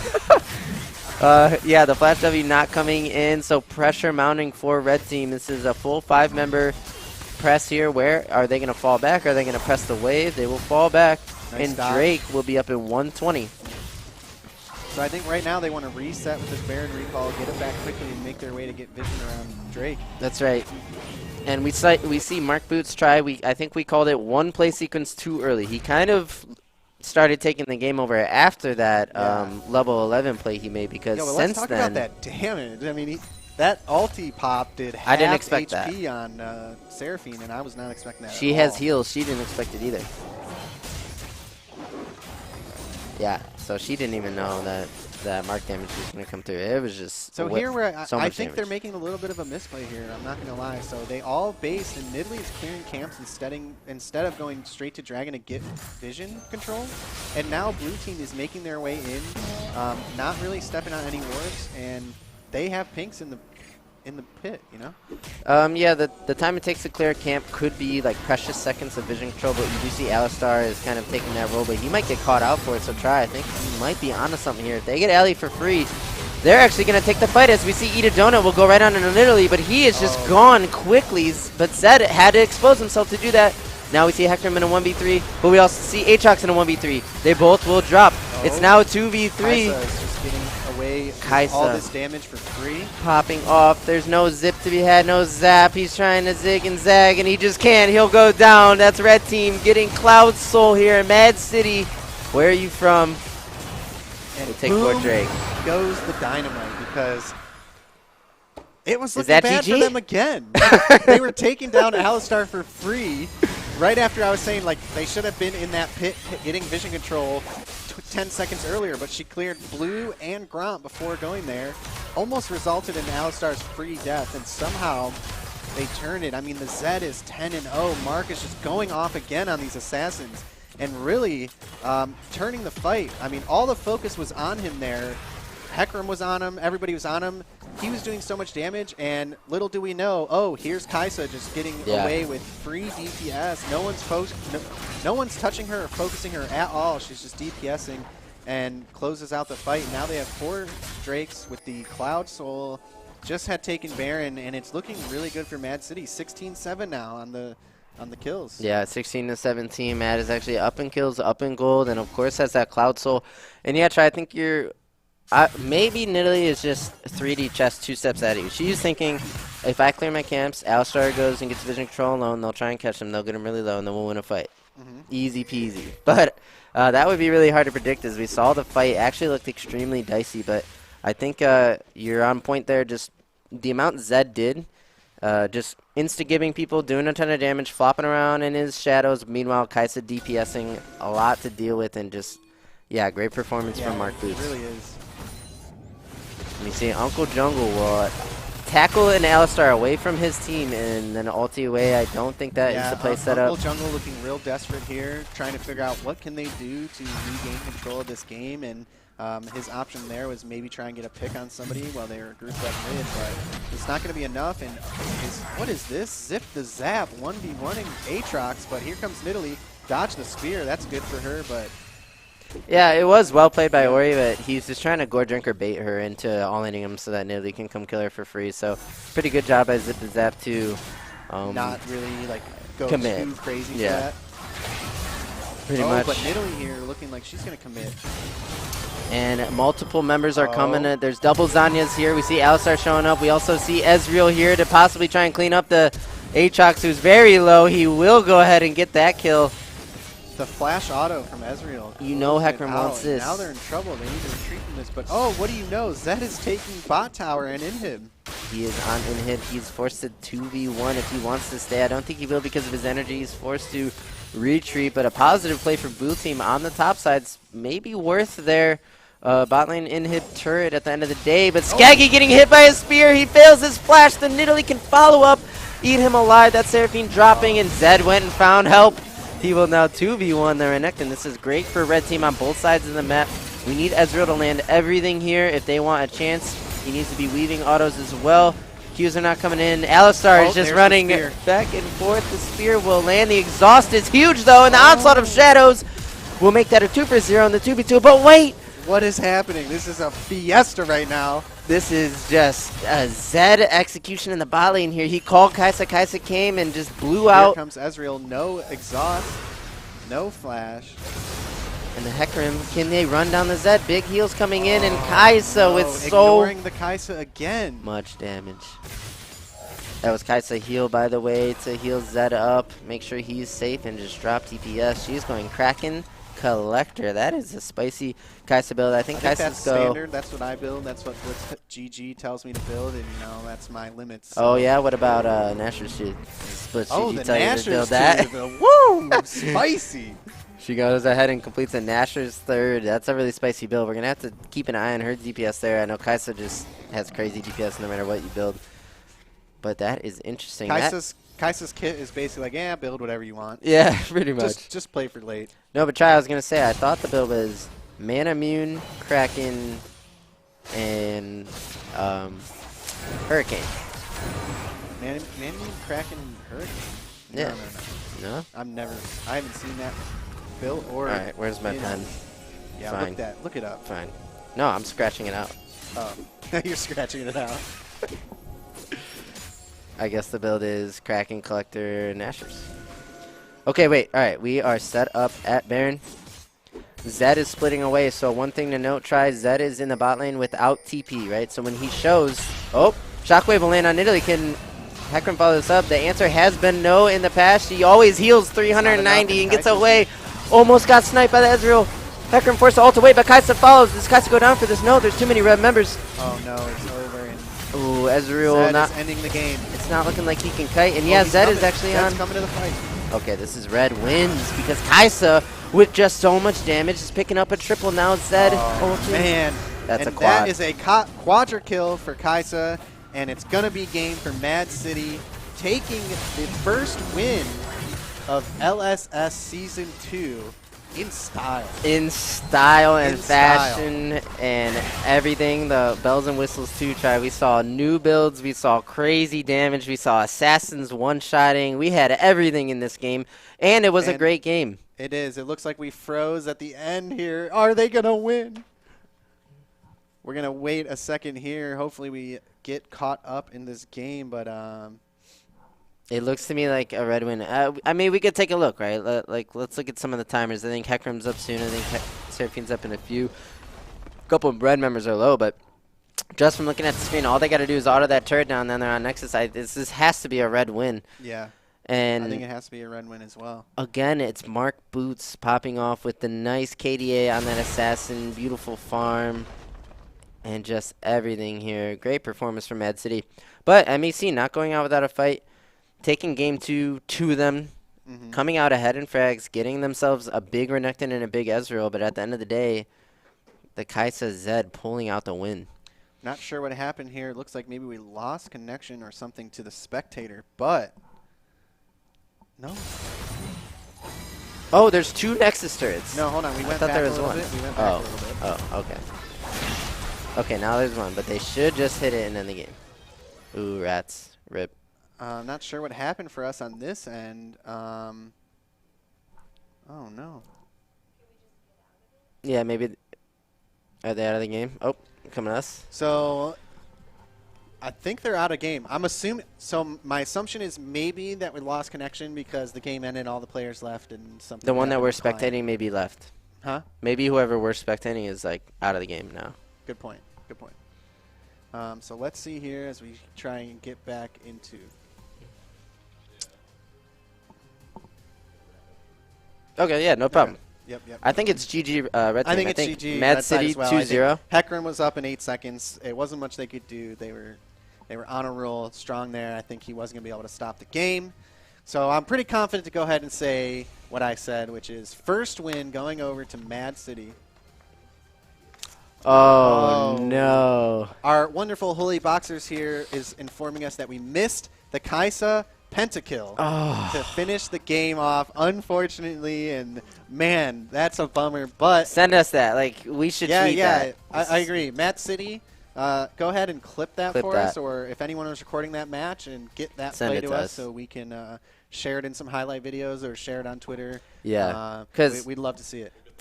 To top off such a great game with a pentakill on Kaisa here is just, it's historic for the LSS, in my opinion. Yeah, because game 1 of Season 2. Yeah. Best of 3. Mad City close it out. 2-0, closing it out with a penta on And Kaisa. that's just so hype. We only had one penta the entirety of Season 1, and it was from Bien from Miami University. That's a very memorable moment. And now we've been robbed from this Kaisa penta, but that's okay. When I see it, I will remember it for a long time. I'm going to go ahead and say that it might not be the last penta we see for this season. Probably like not. we said about these teams, we're seeing some high-level gameplay amongst some experienced teams here. Most definitely. And I'm excited. And another thing, Kaisa is a pentakill grabber champion. This champion just pented one of the teams I was like scrimming with recently too. Yeah. Okay. Like she can just pick up pentas. So her being in the meta, I agree with you, Tri. This probably will not be the last pentakill we see, but another clean. Well, not so clean game for Mad City. This was a great game between the two teams. Remember the Heckram start. He had 0 farm. He was walking between mid lane at like 3 minutes 15. Like when Crab was spawning, he's like walking through mid lane with 0 farm. That is an atrocious start. To be able to bounce back from that and get your Renekton and Ezreal ahead just speaks to Hysteria and how they can compete at this high level. But then right back, Mad City, the mid jungle, just mostly the mid lane, popping off in the mid game and bringing home another win. Yeah, and it's like by no means was that a free game for them. That was a very close game. It looked like Blue Side, like we were kind of saying, it seemed like Blue Side was getting that momentum in the early game. But wow, the way that game started for Nidalee and Heckram, crazy. That could have been a totally different game if you had avoided that situation. Yeah. So I think we're going to see some good things coming from MEC following this match as we go into the season. Most so I'm definitely. excited for that. And I think what we could do is we can go ahead and hop over to a quick break while we get ready for our next matches. And when we return, we'll be returning with our wonderful Holeyboxers. So we will see you guys shortly.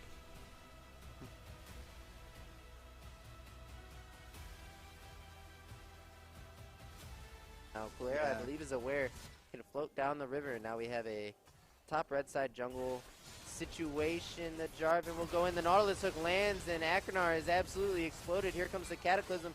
The Samira diving in past the turret wall. Will 1v3 and drop that ulti? And That's the triple a double kill.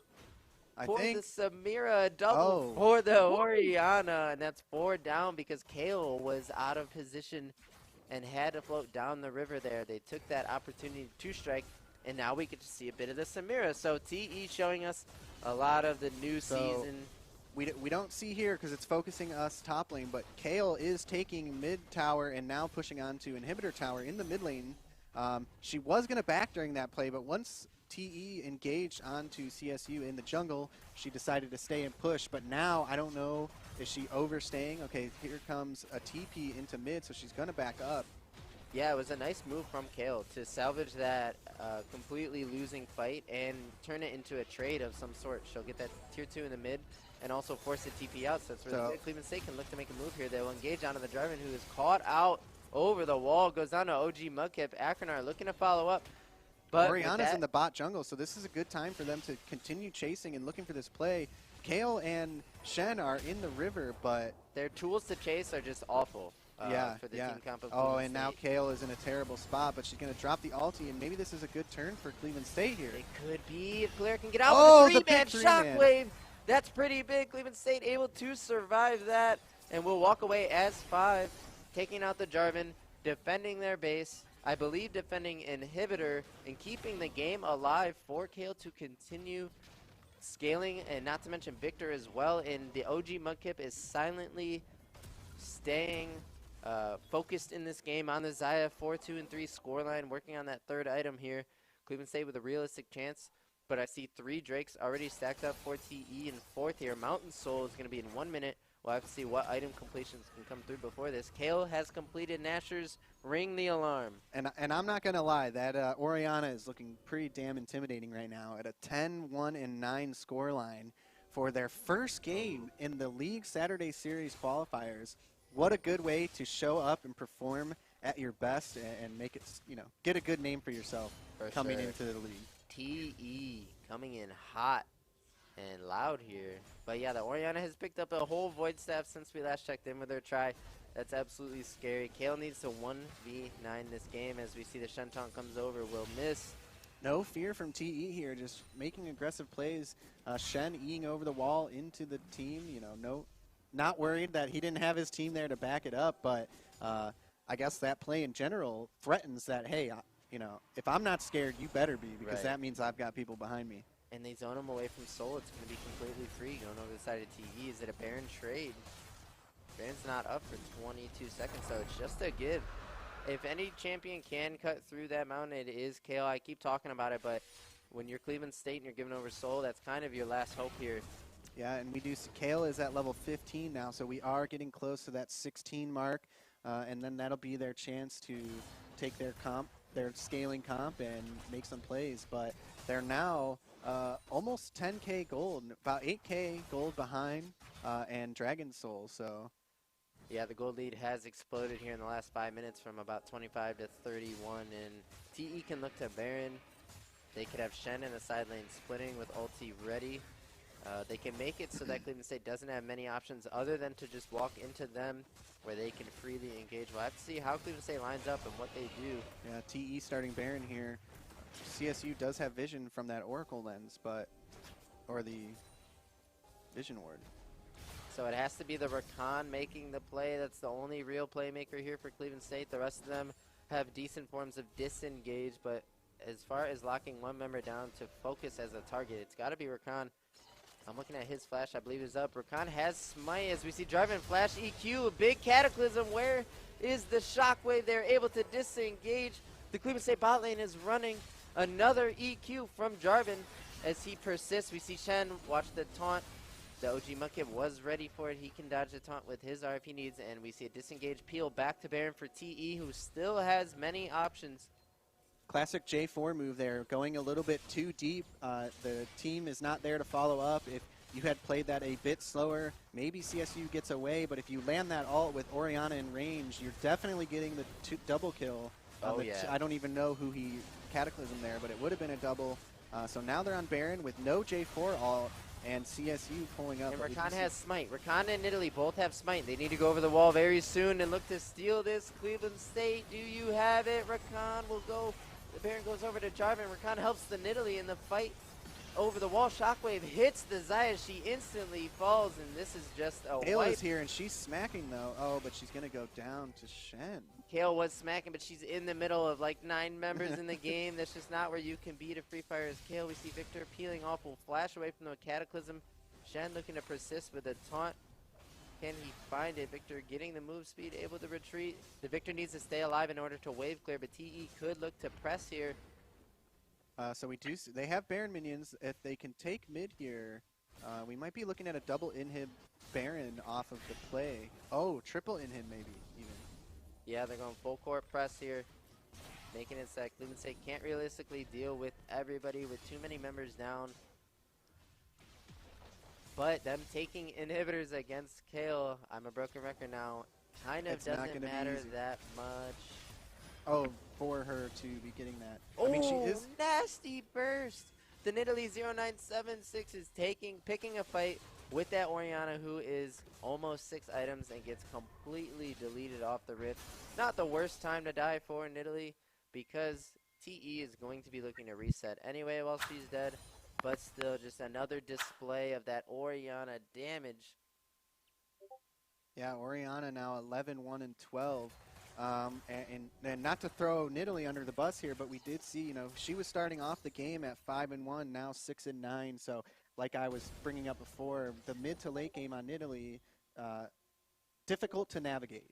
And we're seeing the difficulty right now, especially with this Nautilus J4 Shen, like we said, with the tanks being so big right now. That's right. It is hard to get through those front lines, especially when the way Nidalee is played, you need to hit that spear so you can get the engage for execute. And that's difficult to do if you have these 3 big meatballs tanking those spears as they come at the team. That's right. And one thing we can be certain of is there's a power creep, a damage creep. Everybody's doing more damage now. So if you're Nidalee and you make one slight mistake, you explode this season, making it a very difficult pick to navigate, as we see A hook landing on Victor Master here. Wolf, who has to.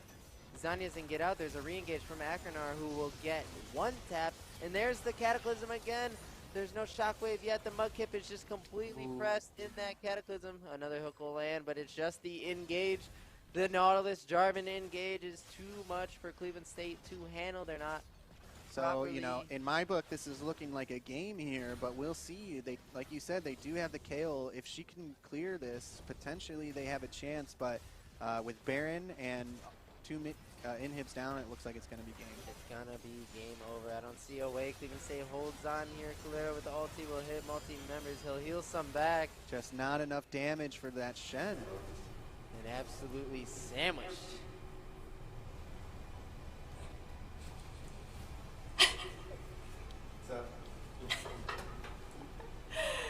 Hello, everyone. Thank you for watching. Congratulations to Mad City on the first win of Season 2 of LSS. I believe we have Mark Boots, the mid laner from Mad City, in for an interview, so we'll bring him in now. Hello. Thank you for joining us. Congratulations on the first win of LSS Season 2. Oh, thank you. So I was looking at your op.gg, not to be a creeper or anything, but after your first game, your LeBlanc game, I decided to just check you out a little bit. Clearly that is a champ that you've played a lot, you know her, but specifically that with Castle, you guys have such good chemistry in the Rift. Do you guys play together a lot, like duos and stuff? We have before. I haven't been playing League as much, but yeah, we played like a while ago a lot. Awesome. And do you feel like Mad City as a team, you like to play mid-duo focused games, or do you feel like that's kind of on a game-to-game basis? Yeah, outside of the map, so pretty much me and Castle like kind of go forever. It's just top heavy. So, yeah. Awesome. You're cutting out a little bit, so if I have a blank stare in my eyes, that's why. What? Okay. Give me 1 second. Okay. Can you hear me? I can hear you, yep. Okay, sorry about that. All right. I don't even know what I was going to ask. I just want to say congratulations. Thank you for coming on. I know it's a short interview, but I just wanted to kind of, you know, put a face to the name and say we all thought you did a great job. Thank you. I appreciate it. And this was quite fun. We're looking forward to playing in our next matches. Great. We cannot wait to see you guys play again. Thank you so much. All right. Have a good one. Wow, and what a performance by TE. The first we've seen them here in the LSS, and they came out and performed exquisitely. Exquisitely.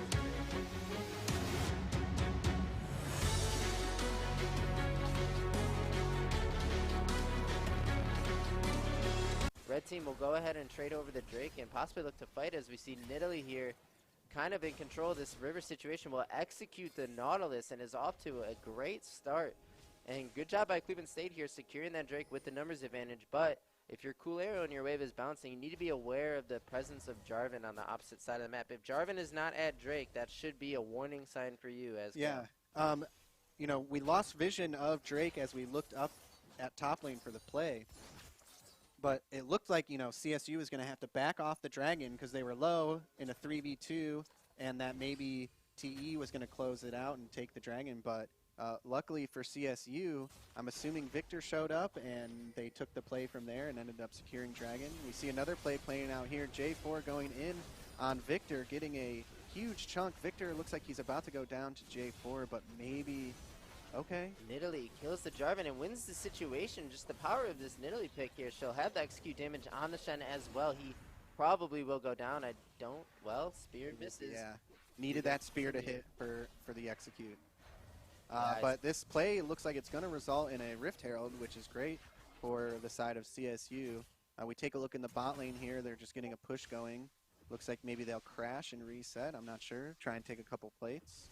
Yeah, but this is a bona fide 2v1 right here. They could look to dive the Xayah, but if she is level 6, she could just ulti to safety. We see a bit of a contest. Shen'Al comes in. Shockwave will hit Kale. Kale is under pressure. 0976 on the Nidalee looking to execute. Blue team will steal. Nidalee has to flash over the wall, and they will have to give that Herald over. A great response play by TE with the Shen ulti, sending members in to contest that play. And now Cleveland State have to split objectives, Cloud Drake for Herald, instead of getting both. As we see Rakan with the counter engage in bot lane, Mudkip looking to put the damage down. Nautilus forced to walk away, and as Samira ramping there, they Cleveland State's bot lane did not want to continue. Nothing to come out of that play. Pretty even game so far here. Nidalee with all 5 kills for Cleveland State. Kill gold spread across the top side of TE. We have ourselves a banger here. For we do. It's only about a 900 gold lead here with a Dragon for CSU, but Rift Herald for TE. So, like you said, a pretty close game, and I'm excited to see how it plays out here. Nidalee, with all the gold and the kills, really going to have to perform here in the mid to late game to take those kills and make an impact with it for her team. But like I said, with the new items and whatnot, what is the state of Nidalee right now for mid to late? I think Nidalee is a bit harder to pull off, but once you get this, kill lead that they have, as we see a 2v2 breakout with Jarvan engaging on Nidalee, she gets the Kale heal and the Kale ulti, but is forced to run away right into the arms of Orianna, who will take that shutdown, and they'll look to press on Kale, who has no ulti, is forced to flash and able to get away. I think Nidalee is harder to pull off in this meta with so many tanks going around, but what I was saying is if you can get the lead that 0976 has gotten, it is doable. You see he has the Night Harvester. His mythic is completed. He's the first champion in the game with a mythic, so eyes on him. So explain to us the Night Harvester a little bit, because I would assume I'm not the only one who is still lacking the full understanding of the new items. Sure, the Night Harvester gives you bonus damage on abilities landing, I think maybe just on champions, and a bit of move speed. As we see Shockwave hit mid into the Jarvan EQ, that's a dead Victor. He will go down. Orianna off to the races here with the help of the Jarvan. But Night Harvester basically just bonus damage and move speed on abilities hitting. So the Nidalee spear hit, 0976 will get some move speed as well, but it's not enough to deal with these two champions here. At the very least, she does get the Herald, so not going to lose tower here off of the kill they got on Victor, which is great. We do see J4 looking to clear some wards in the river. He's about half HP, but it's not a good scenario for them to be trying to make any sort of plays in. Shen ult looks like it's coming up here in, maybe the next 10 seconds. And a really nice Jarvan EQ into Shen taunt. Will dive mid lane and kill the Nidalee that was there just covering for XP. Nidalee 2 of HP, not enough mana, and no flash. Makes that a pretty easy play. And this Jarvan has been incredibly active, not only setting up his Orianna, but chaining CC with the other members of his team to lock down 3 kills. So we see J4 here making his way into bot. Probably going to try and make... Okay, I was going to say, he's going to try and make a play off that hook. Hook misses, luckily, and no play is going to be made. He's making his way back into... Oh, he's coming back for more. I'm guessing, here they're really looking to get their bot lane out of bot lane at this point in the game, making their way into taking these dragons in bot tower and get the team, or get the bot lane moved into another lane. Yeah, that could be ideal for them. Although, Oh, boy. yeah, big spear damage here with the Night Harvester. Kind of says no to that Drake thing. Yeah. On a Kinda showing Nautilus, the too. damage. And looks like TE will just disengage from the Drake. And yeah, you want to get your bot lane out of there, but when you have an Orianna that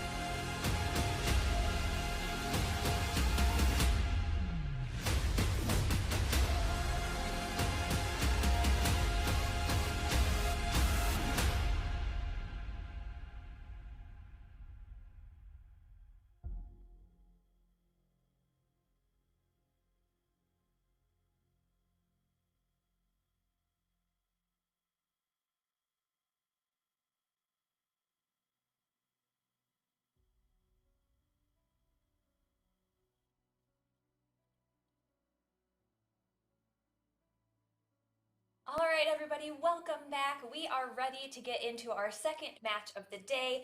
League Saturday Series Season 2, we have officially started, and the energy in this room right now is palpable, let me tell you. That was such a fun first game to watch, and we are excited to get into Game 2, Kent State University Esports versus McMaster University Esports. Guys, let's jump right in.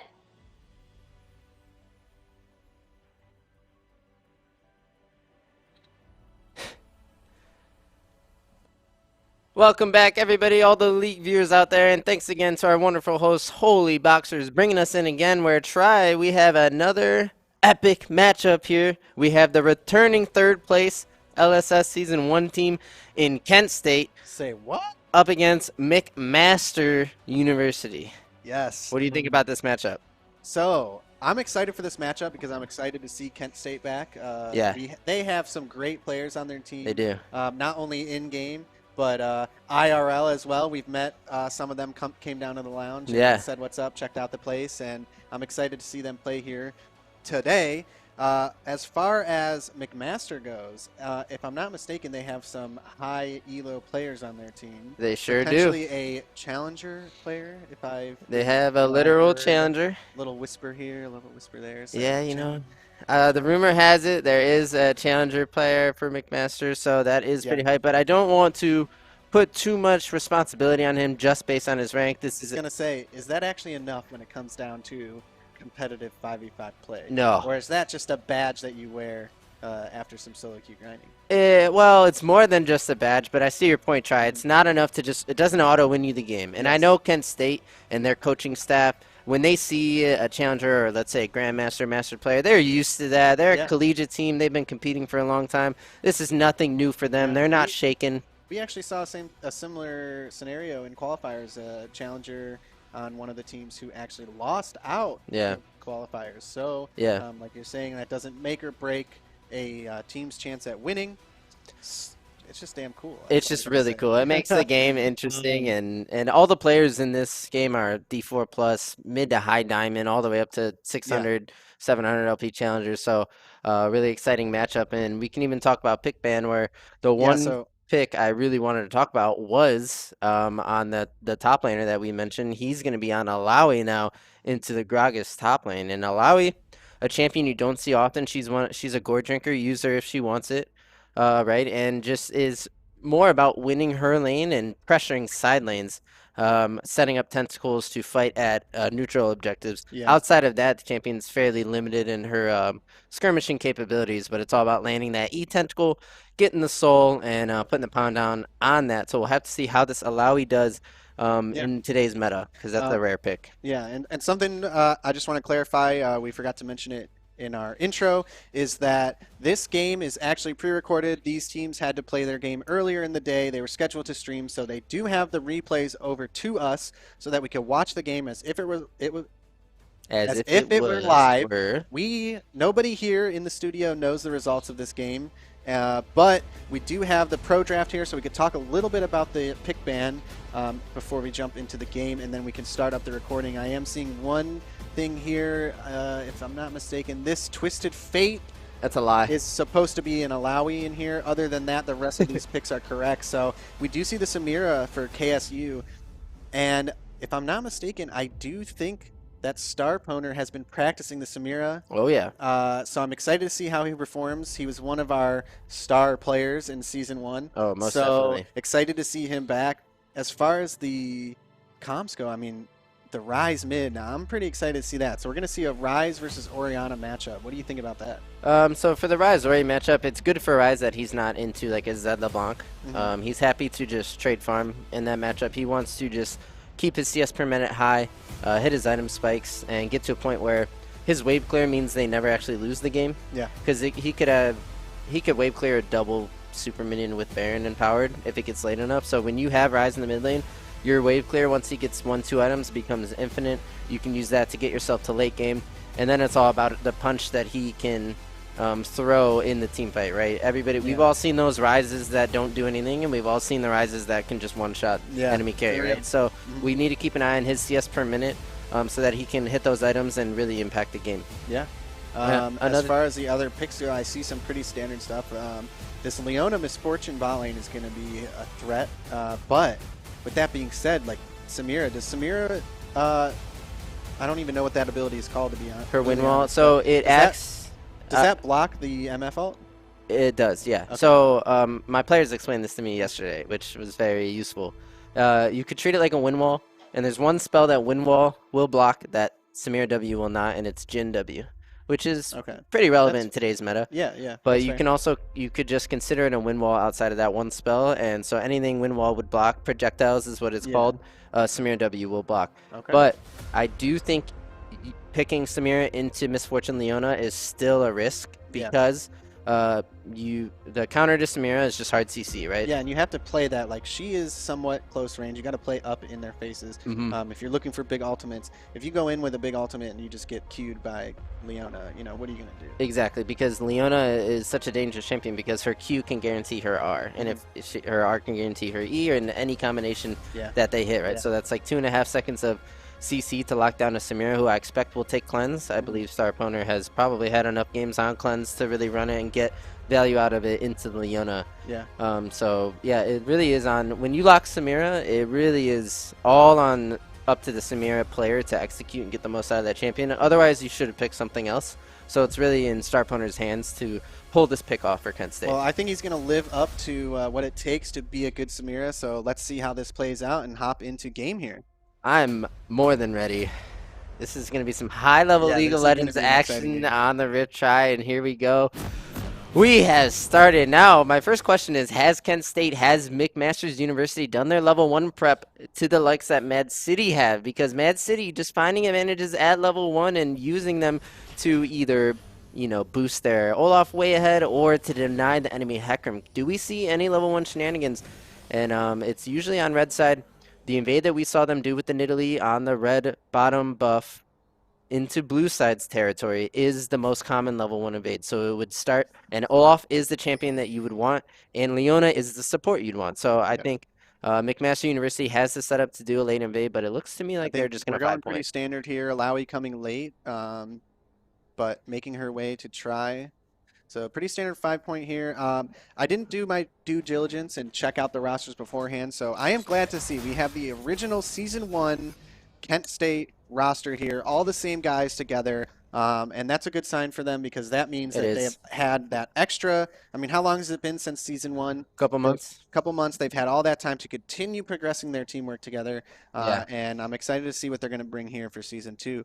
Maybe, you know, they're coming for first place. I mean, so who knows? I don't even think you're speaking that crazy. This Kent State, I think it's huge. You point out it's the same 5 guys as last season. So these same 5 guys we can assume have been playing together on this new patch the entire time. So they have just as much experience as any other organized team on these new items. So they could be far ahead of the pack as far as we know, because we don't know much of the history of McMaster University. For all we know, this is the first time they put this 5 together.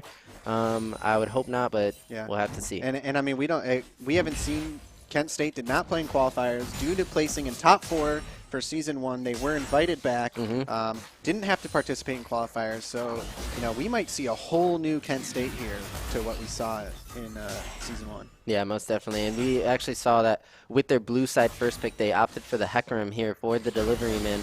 And the delivery man used to be their AD. Remember, Star Poner was top, Moosinator was support at one time, so a bit of role swapping. But it just shows the versatility of some of Kent State's player. And yeah, if I'm not mistaken, when Star Poner was, you know, came out here and had a little chat with us, if I'm not mistaken, he was newer to the team, gets away there with a little bit of HP left. Yeah, so they got his cleanse. He cleansed the Ignite early. It was Leona got level 2 and landed Hook on Samira. So with an MF in lane, that's always bad news. You got to watch out for the level 2 and respect the Hook. Hook lands, gets cleansed for Star Poner.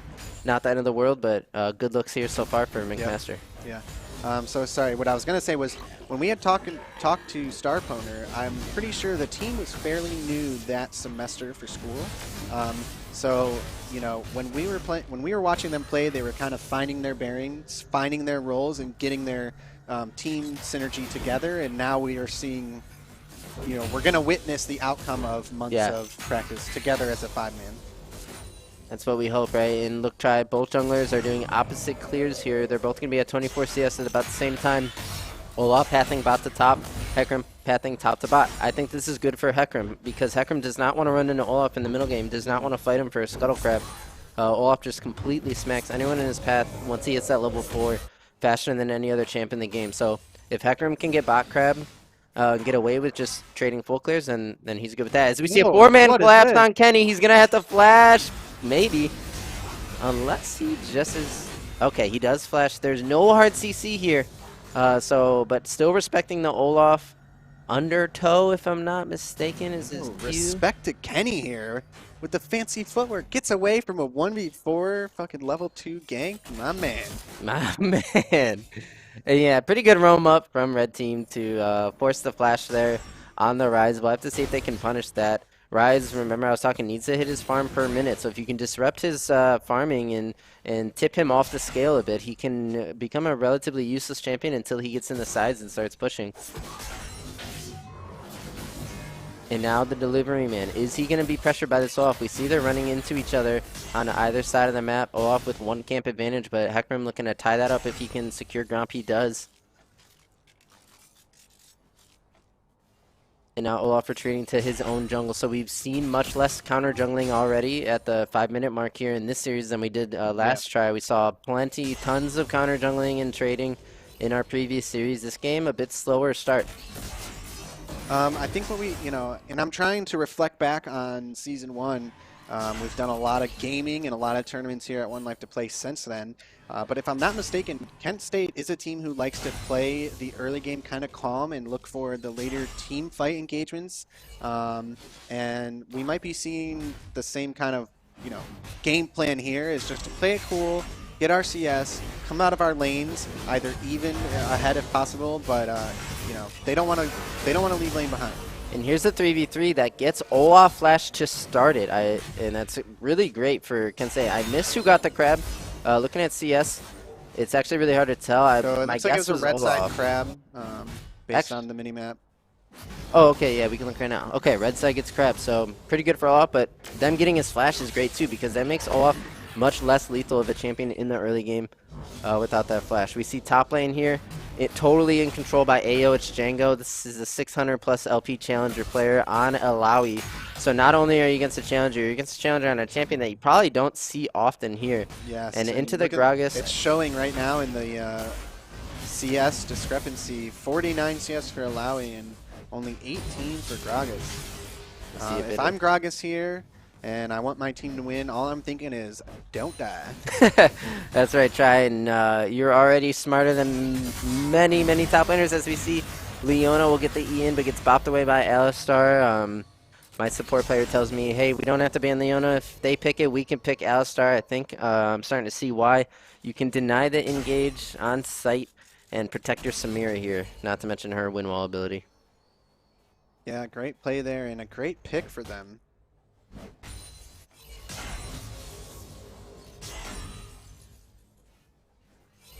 So pretty calm here in the waters. Everybody just getting their CS, clearing some vision.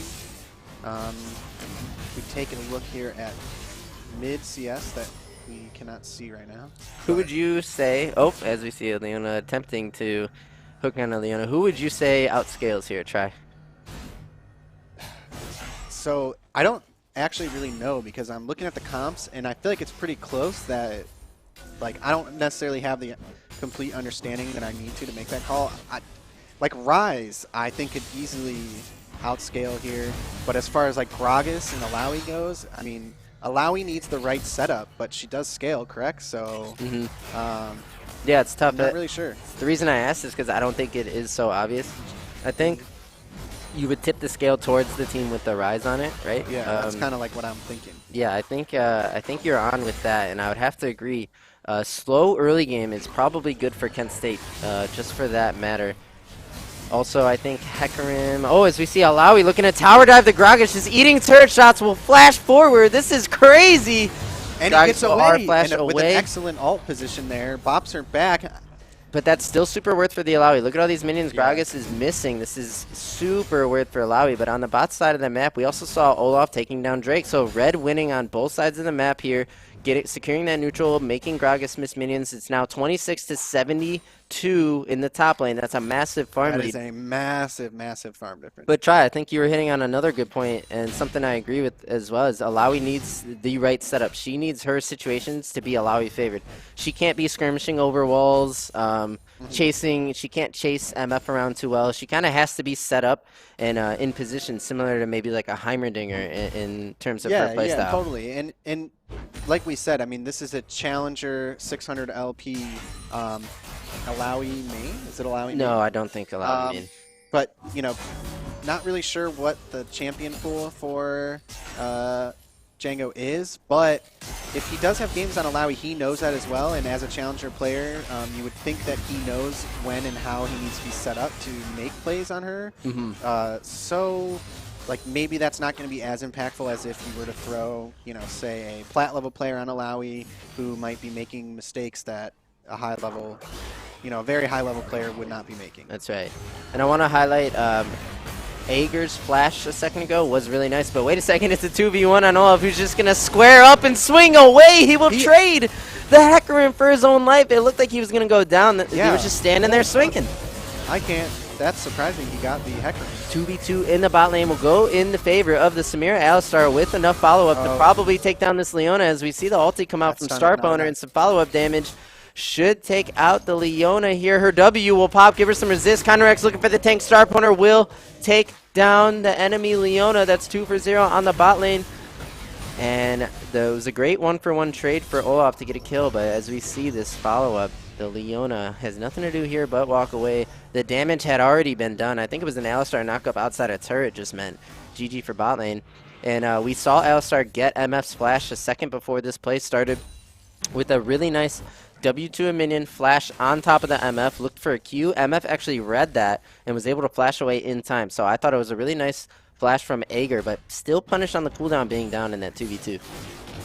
Yeah, well played there. And something I wanted to notice or point out here is you were correct. We didn't look at this before, but Starpowner did take the cleanse like you were predicting he should take. So that's good for them.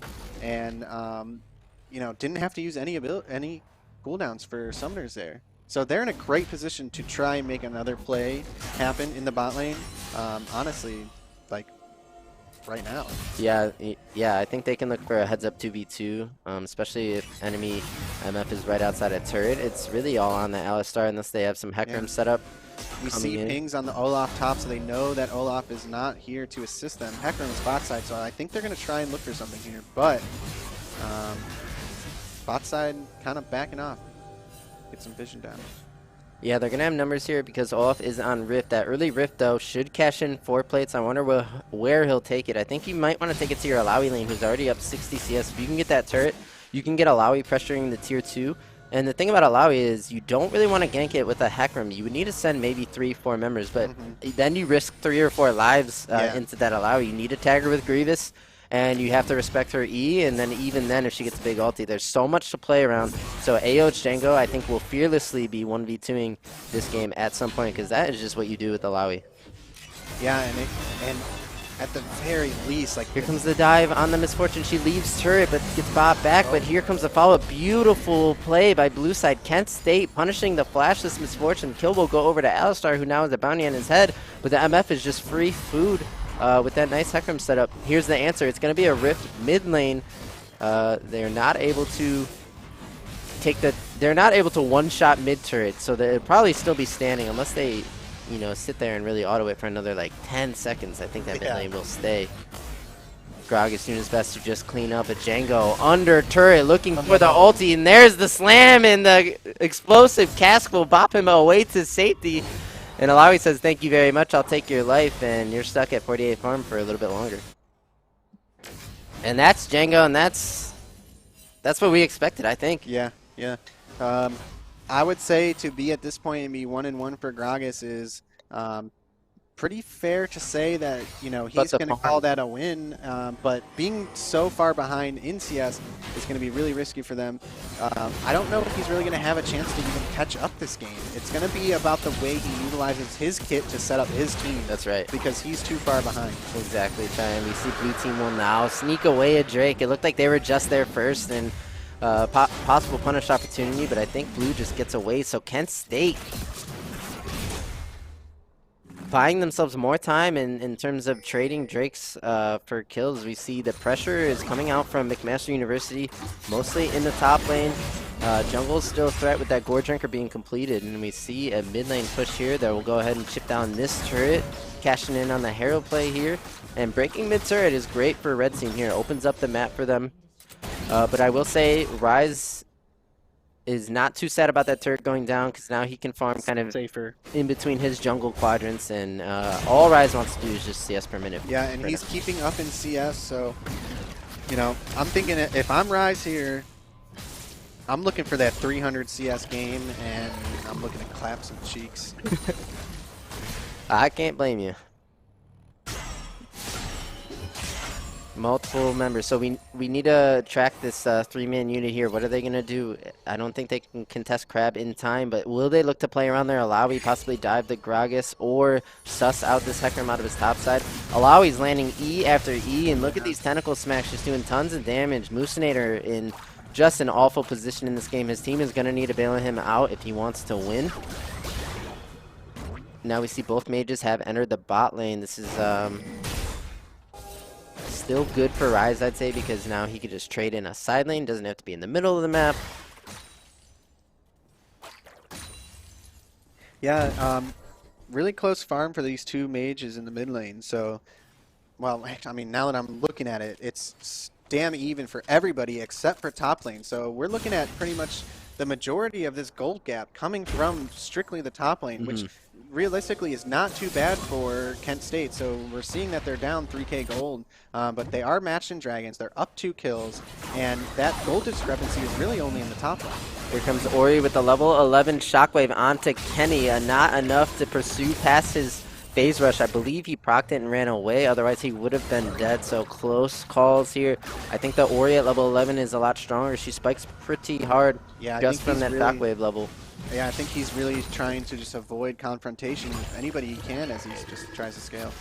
And another thing is McMaster is up 2 turrets to 0. So they're Goldie coming in with these turrets. They have top tier 1 down. They have mid tier 1 down as well. So with those 2 turrets opening up the map, should be, look at these 3 Alawi tentacles here. Tough to play around. The delivery man looking to 1v1 the MF. She will have, oh, I'm sorry, that's an Orianna that will have to flash away. Does the Olaf look to answer? He pops his unstoppable will, and he's running down the delivery man, who's kind of just forced the E into him to his death. The E could have maybe gotten him away. Not too sure, but Alawi will take out the Gragas and trade. Talk about the shutdown.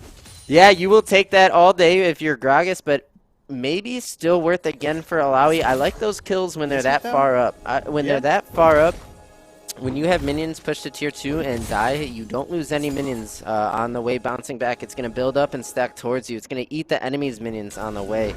I just feel like she doesn't really get that much out of killing him, and she gave up, you know, bounty gold as well as some of the pressure that she was applying to them in the top lane. Like, during that scenario, like, you know, she's so far ahead that, like, why not suffocate him as much? Like, all she needs to do at this point is CS, harass him off waves, and not let him get, like, let him get as little as she can allow.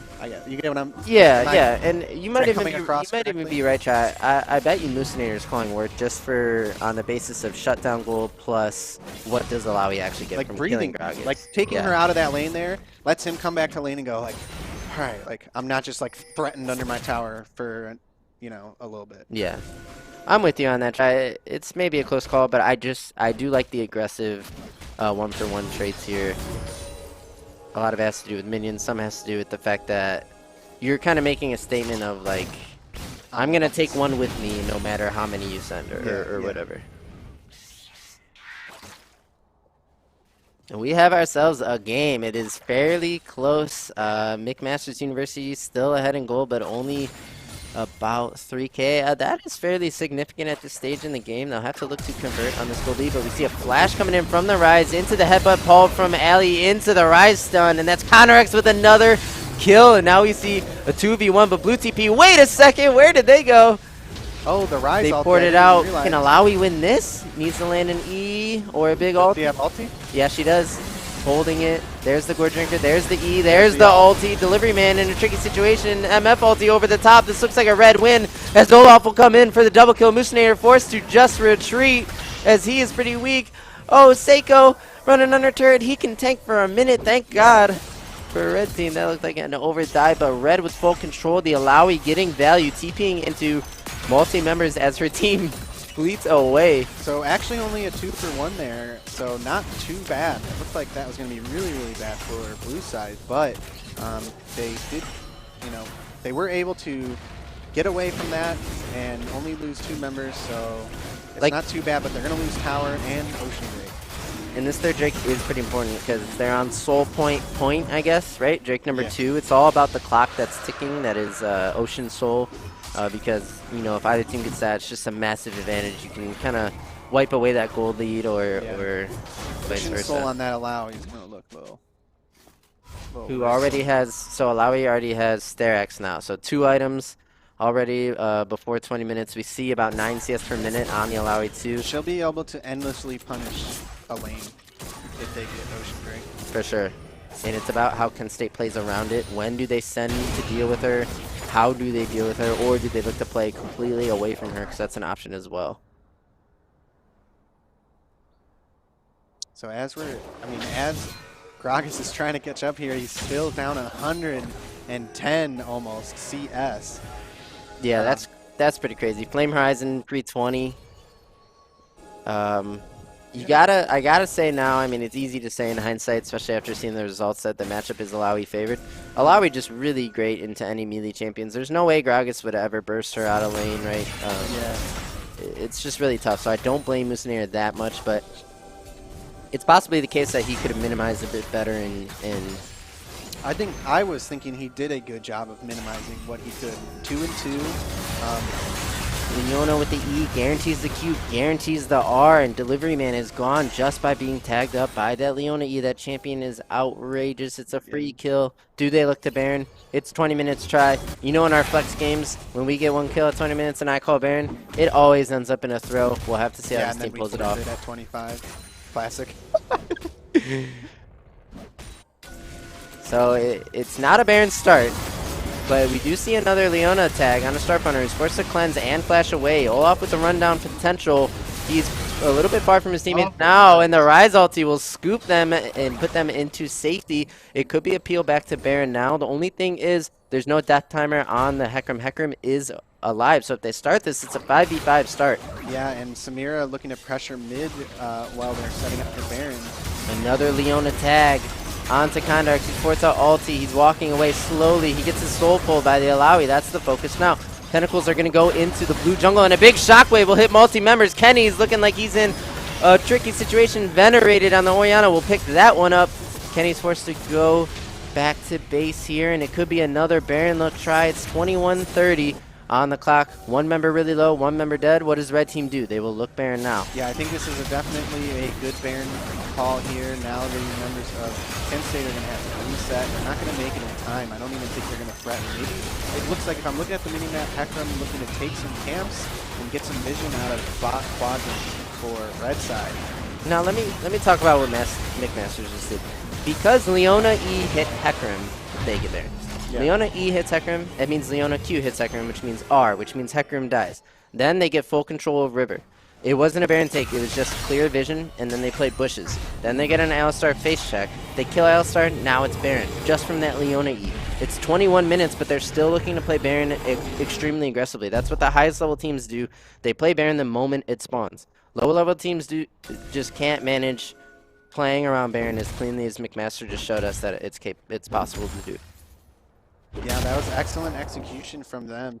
When you talk about the level of teams, I think it's sometimes that, when everybody is playing in their lanes, it's difficult to get a 5-man team who does not have the synergy together to make a play in the top side from that, because everyone is used to playing solo queue. They want to play selfish. They're not ready to leave their lane at 21 minutes at the right time. They're not grouping to make these plays in the in these quadrants around objectives, unless it's straightforward for them, unless it's a double pick, or unless it's a free dragon pick because jungler's top. Teams are they stay in their lane and they try to play for late game. Because that's the easiest route as you pick up League Legends.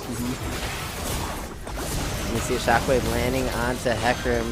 Starting to see the weaknesses of this champion pick if it doesn't get ahead. This Hecarim's on Sunder Thornmail, 23 minutes, so Shockwave just means he's dead because of proper follow-up from Red Team. That's McMaster University making a statement in this game 1 of the second series here for LSS Season 2 as we see Alawi in where she belongs, already chipping away, can basically ignore Gragas damage and hit this turret. This is what Alawi does in a nutshell when you play it right.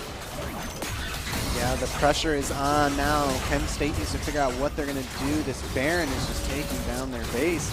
Looks like they're going to get top and mid inhib potentially. So this 4-man unit could look to play away from the Alawi or could look to group on the Alawi. They will group and look for this inhib. And Leona Solar Flare will miss, but the Alawi E will catch the soul. They can chip that, and we'll see if Blue wants to follow them out and look for anything, because if Red just gets away unscathed here, it's just that's rough tough. for I Blue. think they, I don't know if they knew that the Olaf was making his way towards Dragon, but I think based off of that, that was their chance to make a 5v4 play onto the team, on a Red Team as they're backing out of their base, but they let him go scot-free, and now it looks like Olaf is going to make his way to Dragon and potentially get that as well. Olaf taking no, red here buff, comes the red TP. TP onto the delivery man. He gets tagged by an Olaf Q. Should not be enough to just kill him. Unless Olaf really overcommits here, he'll be forced back. And yeah, I think Red Team wants to play for Drake now as it is spawned. It's just they're looking for what they can get before they go to Drake. So was that TP play looking to say, okay, if we get Hecarim, the Dragon is free? Yes. I think so. And it was an Alawi TP. Alawi wants to be in the bot lane pressuring, right? So she's already kind of going to where she needs to be. And it's a tempo TP in the sense that you're saving time walking the lane by TPing, and the time that you're saving, they have to deal with the supers that you created in top and mid. So and while they're free. dealing with that, you are already pressuring bot. So Alawi is half TPing to help with the Hecarim play, but also just hitting this bot turret as fast as possible to keep the pressure up. We like what we see here. It seems like McMaster's University has come to play. That's right. In LSS Season 2. Looking real good right now. They just picked up their third Drake. It's going to be an Ocean Soul next in 4 minutes and 30 seconds. Does Penn State have what it takes to bring this game back? It's only 6-9, but I'm not going to lie, McMaster's University looking real good. They are looking good, but we see the Ryze wave clear. Ryze can one combo this wave, as we see. It gets cleared out there, and now there's no siege here for Red Team. So because you have a Ryze, he can deal with waves extremely well. He's a bit behind the curve. He could have a little bit more CS, maybe a kill or two, and be working on his second item, which would help him clear the minions better. But as long as Kenny is alive, they can defend this base attack. It's just all about this red wave and how fast Ryze can kill it. We might see a shockwave on the wave, because once the Ryze EP, one more wave's gone, it's tough to siege that, right? They need to, I think they want to draw Blue Team, to different parts of the map, or just, take soul and play the long game. But this five-man push on the mid, or I'm sorry, on bot. Yeah, they're just trying to take advantage of these super waves pushing down top and mid, and they're just standing right in front of I think they could now. There's no Ryze here, right? So now is their moment that they could go in.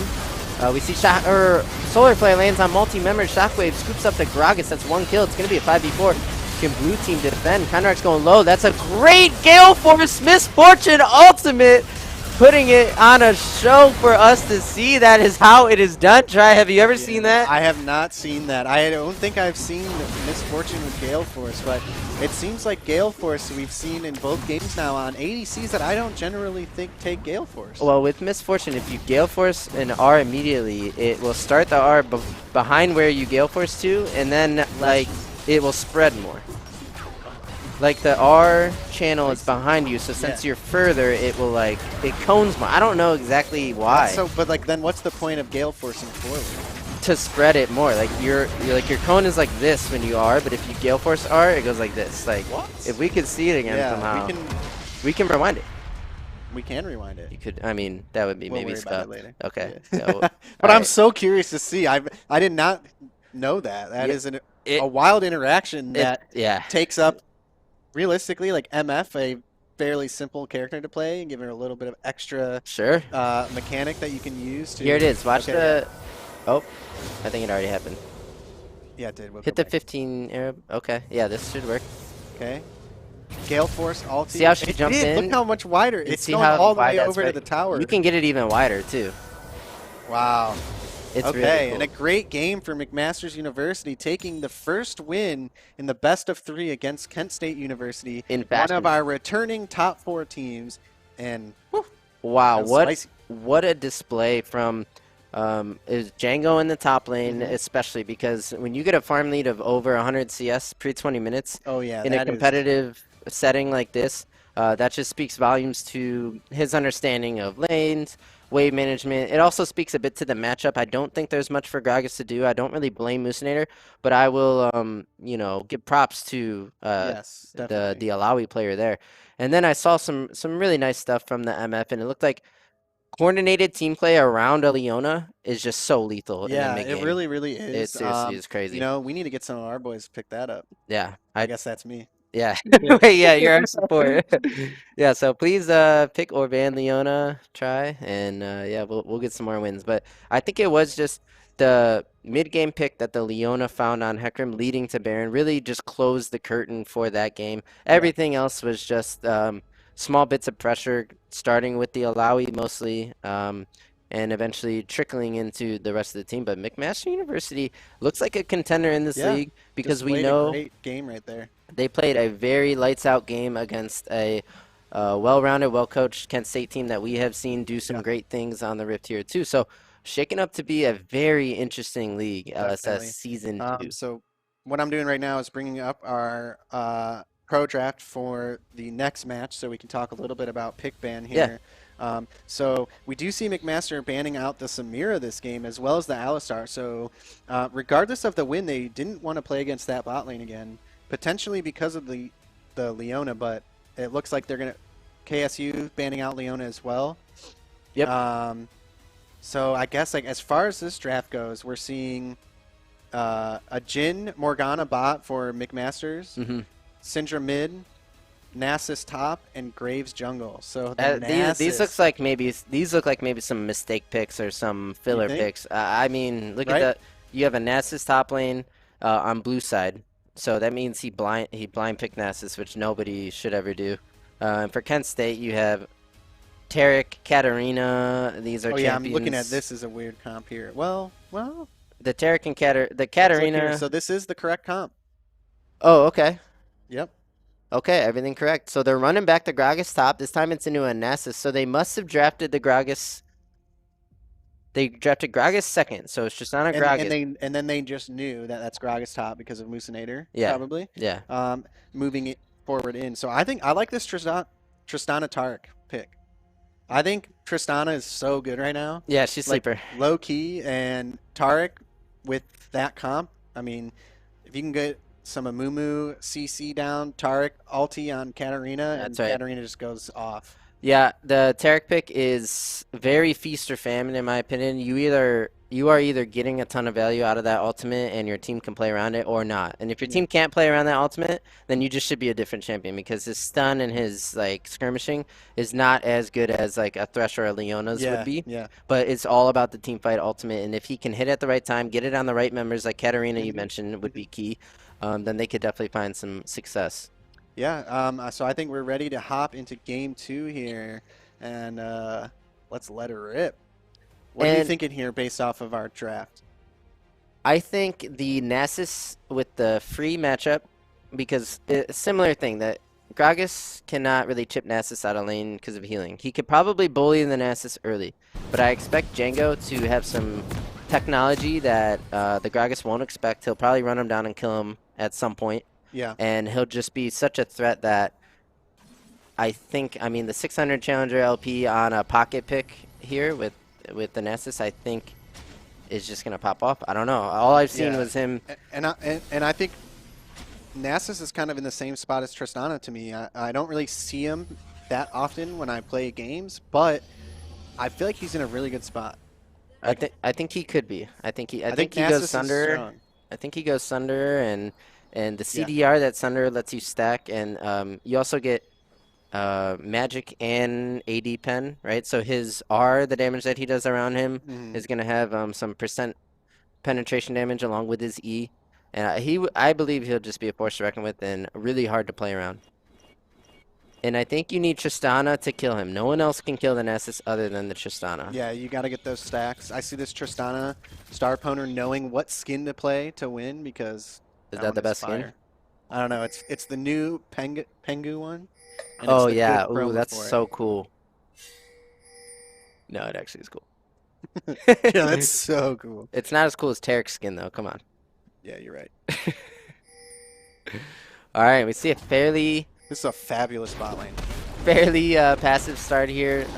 The Mumu will start topside along with the Graves. Graves, a pick we haven't talked about. We haven't talked about much of the champions on blue side other than the Nasus. But wait a second. Spicy. Wow, and First Blood already over to Condirax. Yeah, And hold up. Let's take a look at this.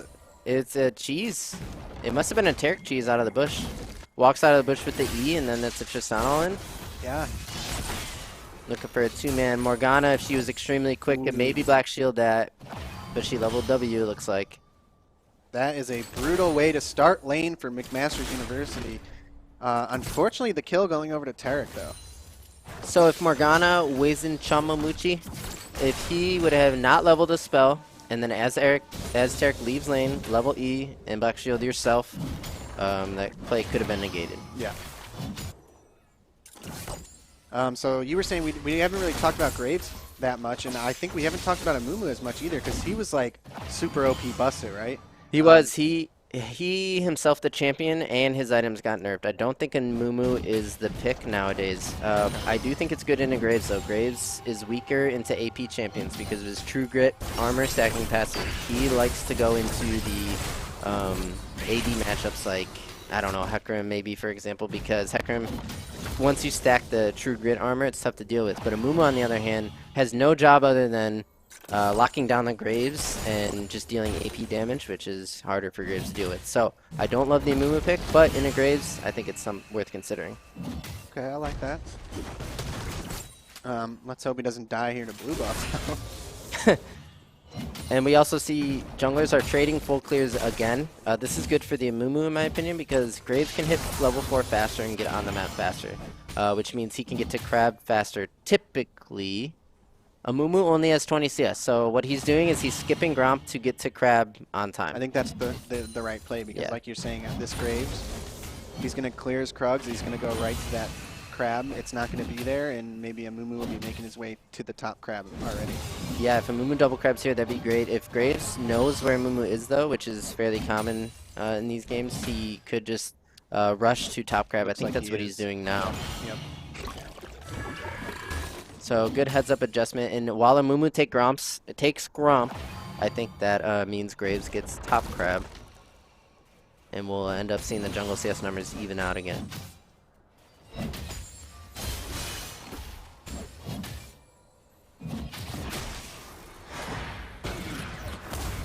Binding lands in bot lane, no follow-up. Top lane looks like it's going perfectly fine for the Nasus, and typically you want to abuse the Nasus in the early game, so if that doesn't happen out of this Gragas. Yeah, and I don't think he's really going to be able to punish him here at all, and I think once he hits 6, Gragas is not going to be able to kill him. I think it's just too late for Gragas to punish Nasus. He's already sustained too much. If Gragas was going to punish Nasus, he would have to contest level 2 in the wave, get the level 2 advantage, chunk him out, and then play like super aggressive and try and get Nasus out of lane. It's too late now. Gragas doesn't have enough mana.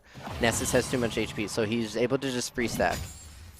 Wave's in not a bad spot for him either. He could walk right now and it would come back to him. There's the Gragas combo. You need to be landing that level 3 over and over again and taking Nasus out of lane. But we see Tristana with the flash in to hit. To get the hits down with the bomb, Star Poner will get the frag on Morgana with the explosion of the bomb. Now this is 2 kills for the bot lane, 1 apiece here for this Tristana Tarek that you really like, Try. Yeah, I'm liking what I see so far. I'm getting a master class in how to play Tristana. He's playing extremely aggressive with these Tark stuns. Every time the Tark stun is on him, he's just jumping in with an E and getting those stacks, and so far so good. And you know what time it is for their bot lane, Try? It's time to put the E on Tristana as she jumps in on somebody, and that's just a face roll assassination. The only thing is, if That's what they're Morgana, doing. as she jumps in, she has a Taric E on him, Yeah. or on herself. Yeah. Oh, Yeah. I missed that. That's fire. And it's been working real clean and putting out big damage with the stacks from her E. I don't know what that ability is called either. I think Morgana needs to be quick on black shielding the target of the Taric stun, and I don't think the all-in would work if that was the case, but I must have missed how that went. So ironically, I think what's happening though is like when she's jumping in, Tristana jumps in, Morgana is black shielding the stun, and then the max stack of her E is doing full damage because there's no black shield to soak any of it. Definitely interesting. The Tristana Taric coming out for Kent State finding success, getting them a small lead in the early game. They're almost up 1K. Gragas even in farm with Nasus. Yeah, but this is where it's scary because it's like I could be Tristana 5-0, and if this Nasus just gets to farm all game for free up here, then it's not going to matter. You should be able to kite in Nasus with proper team play. The only thing is your mid can't help you with Nasus. Your jungle can, your top can, and your support can. So their 4-man outside of Katarina needs to be able to deal with the Nasus. I don't think it's up to Tristana to do What's anything worrisome is like if you're talking about in a team scenario where Nasus has to be kited, you throw the black shield on Nasus, he drops his wither on somebody, and there's nothing you can do about it. That's a good point. I don't see any counterplay because black shield is incredibly broken. Nasus now with the Sheen, he's going to be going, I think, Sunderer because he has that Ruby. I think if he was going at Triforce, it would have to be a longsword or a dagger. So the Sunderer on Nasus, we're going to be able to see. I think he that's will like do big common chunks. path right now.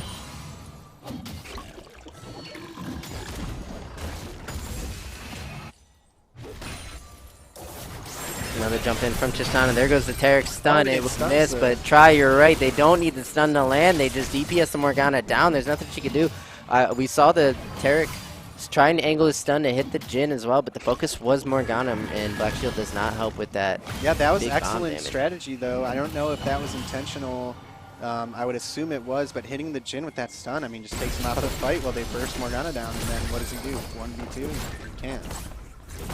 No, the Jhin has to leave. He's not getting XP unless he can sneak back into range, and that's pretty bad news. A couple plates going over to bot lane as well, but we saw in top lane, Nasus was comfortable enough to proxy farm a little bit of Gragas' wave and fight with him in between turrets as well. That's a good sign for the Nasus player to get away with that already. I mean, we are seeing a little life in Musinator here, though. He is not down 50 CS right now, which is a good sign. But unfortunately, he can't really deal with the Nasus. He can't take him out of lane. Right. He definitely cannot take a fight with him at this point. I think in terms of matchup, this is being even with Nasus is sort of being behind. Just because of the nature of Nasus as a champion. Same could be said about like a Kassadin. If you're even with Kassadin, you're losing. Right. And you didn't draft the jungler to really abuse the Nasus with the Mumu here. You could have taken a gank-heavy jungler like an Olaf or Rek'Sai. As you see the cat all in. We'll look for Syndra, who can respond with the R into her knockback on the E, will land, takes Kenny pretty low. Is this the Nasus all in? He will ulti. It's all about the belly slam, and if Gragas can get it back, he's trying to block it so Gragas can't belly slam away. One more auto. There comes the explosive cask, and Musinator, he goes for the trade and will get it. For one, let's go. And I like where Musinator's wave is, I think. It's hard to tell because so many red minions are low, but that's definitely worth for Gragas, I think. Yeah, I think so. I mean, that's best case scenario on a Nasus all in is taking him down with you. Really well played by Nasus there. His positioning, ghosting to get the like he was right on him when he ghosted. He used that to get in front of him to block the body slam. Right. What a great like heads up play. Yeah, it's just like one of those things like that is such a small decision that anybody can do, but that's the difference between securing that kill and Gragas getting away for free. That's right. Here comes the Taric ulti. It's going to be a dive. Tristana will jump in. The stun will land on the Morgana, who now ultis. The Taric ulti is soaking turret shots. There's nobody aggroing turret from red. So the TP comes in from Syndra, but doesn't matter. Can red get away here? Here comes the punish from the Graves. We haven't seen him all game, but here he opens up with a Q. Will get stunned from the Taric. Taric might have to sack his life to get his red teammates away.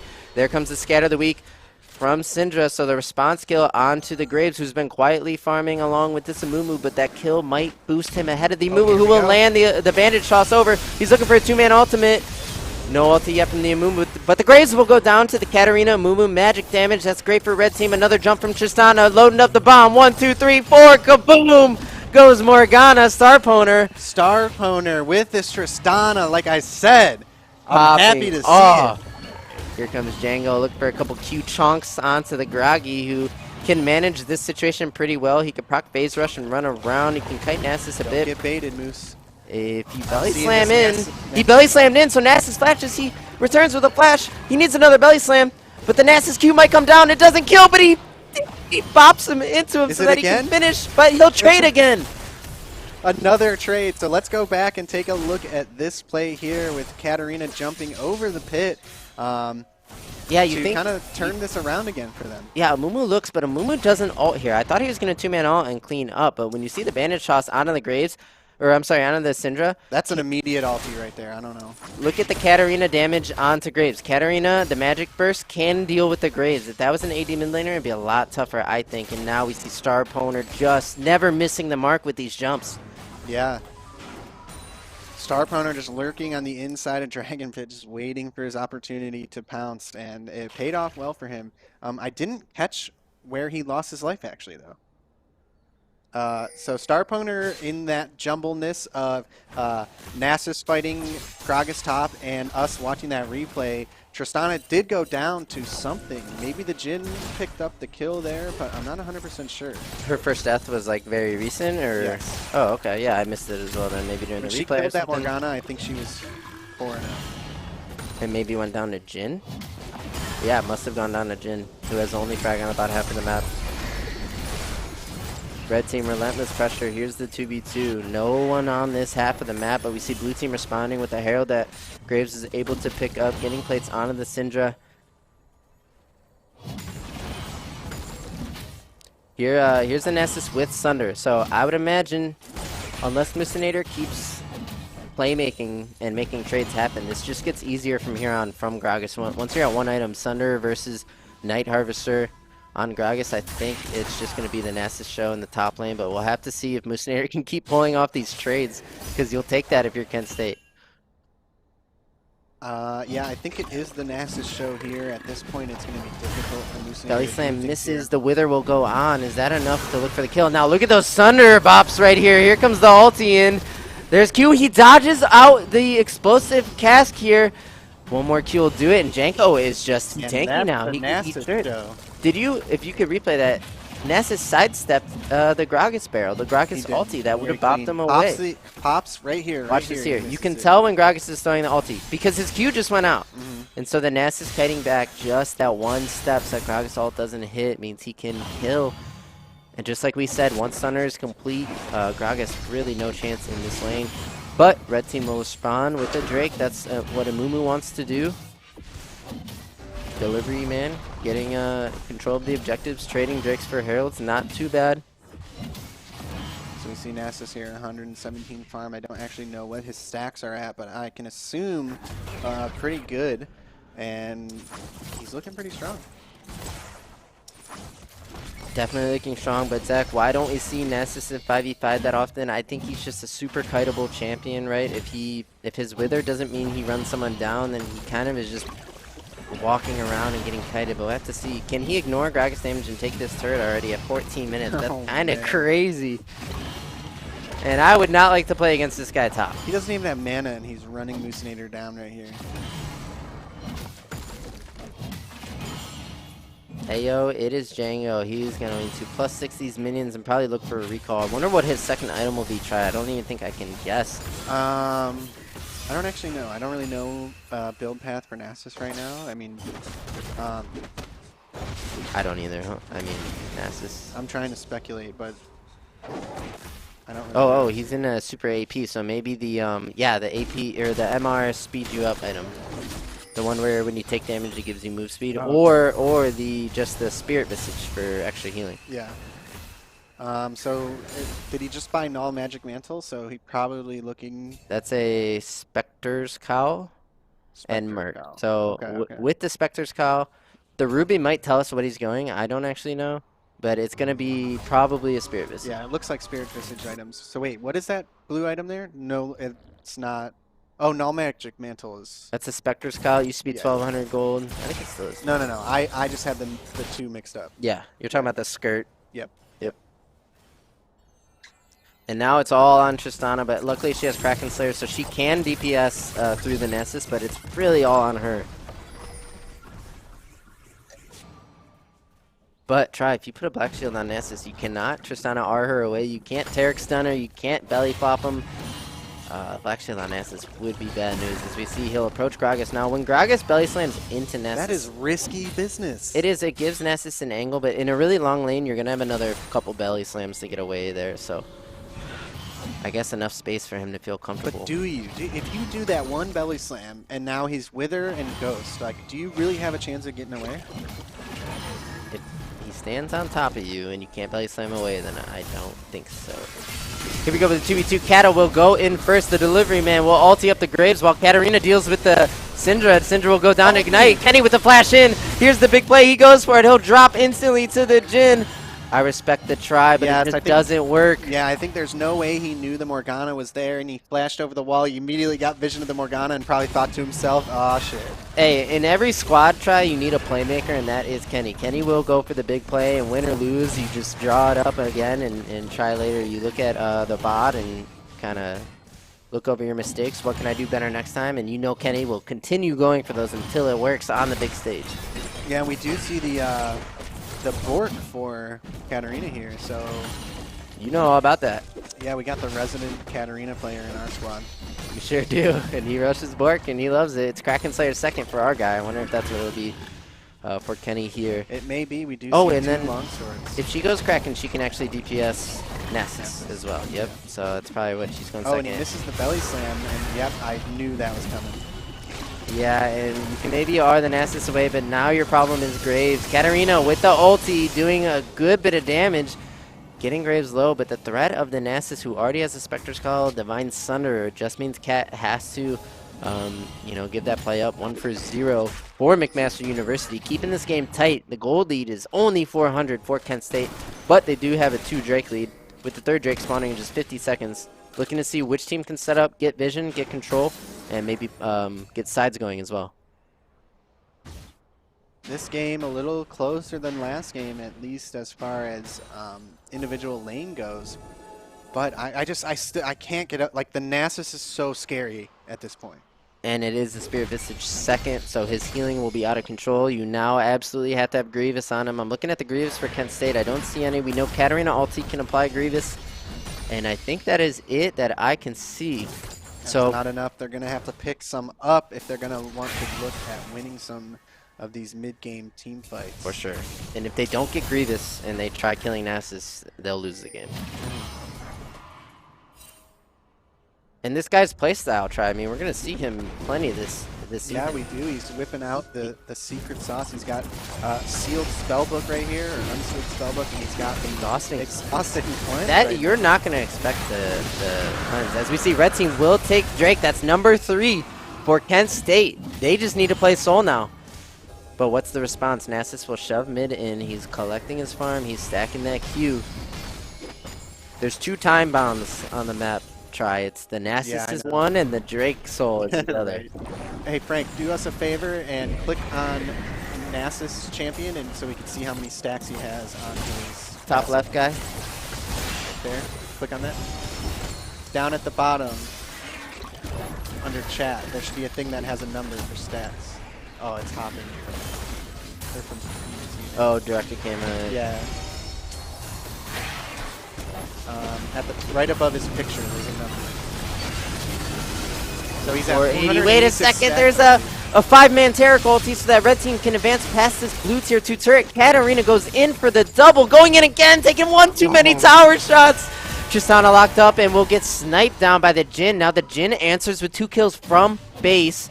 Meanwhile, Nasus just chopping away, doing his job, just a threat that you absolutely have to deal with. He can even ulti and take this turret. He doesn't even have to ulti. I know, seriously. So Nasus is already at 500 stacks, and while we were distracted with that, let's take a look at this play and how it unfolded in the mid lane. A huge Taric ulti. Huge Taric ulti, you're absolutely right. Katarina gets the double.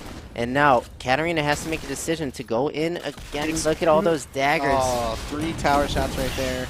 Going down, and unfortunately, a bad play for Kent State. And now Django finds a Moo, kills him, and it's gonna be Baron blue team. There's no smite for red. They have members leaving base. It's only Taric to deal with them for now. Gragas could look to steal with Q cast combo. He could throw his Q out, right? And then he'll time it. He'll toss his cast, and he'll belly slam in. As soon as he pops the Q, Gragas could probably get out maybe 1k damage on this Baron. Does he look? He throws the cast. He doesn't set. He doesn't use his body. And blue team will go ahead and secure that now. It's looking decent for McMaster University. Now what Ken has to do is just minimize for this Baron. And the sad news is they're going to have Baron buff for Drake number 4 spawning, and that's what you have to deal with now.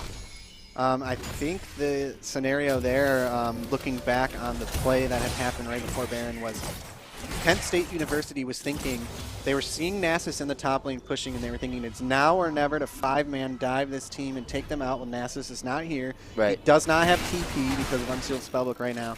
This is our chance. They went in, the dive did not work out in their favor, and now McMaster having Baron here is really bad for Kent State. Definitely, and it was really well played by Ager here, the AD, who I think has been putting on a great performance in this series here. And we see Kata, she's dead. That's her flash, and she cannot really. She can maybe blink to teammate. Okay. Oh, but the Graves are, and she's still burning. Sekiro will snipe out Kenny. Way to hold the R until she blinked away. Katarina getting caught out in the jungle there. This Kent State comp lacks wave clear. They don't have the rides that they once had. How do you deal with these Baron minions? Really tough. Here comes Gragas with the cast play. Will only bop the Morgana away. Not going to be enough. Where's the Nasus? He's in bot lane doing his job. And this is just too much pressure. Now they could play mid bot. They could take control of this blue quadrant here and go ahead and deny Kent State from getting the Cloud Soul. Something that I'm not even sure would even save them at this point. As we see the scatter the weak into the Syndra ulti, and now it's all full pressure mid Jhin ult just to zone them. And what do you know? Ayo, it's Django looking for the turret in bot lane. Now is their chance to maybe kill him, but he could just back up and wait for his team to get pressure somewhere else. As if you look at minimap, Morgana already wrapping her way down to assist him in case anything happens. I think Red is thirsty for just an answer here. They would love to get a kill or something to set them up for Drake. Otherwise, they kind of have to walk into this blue squad. They have to hope that everyone's recalled and that this is safe. I'm concerned that this dragon doesn't really mean much for Kent State here.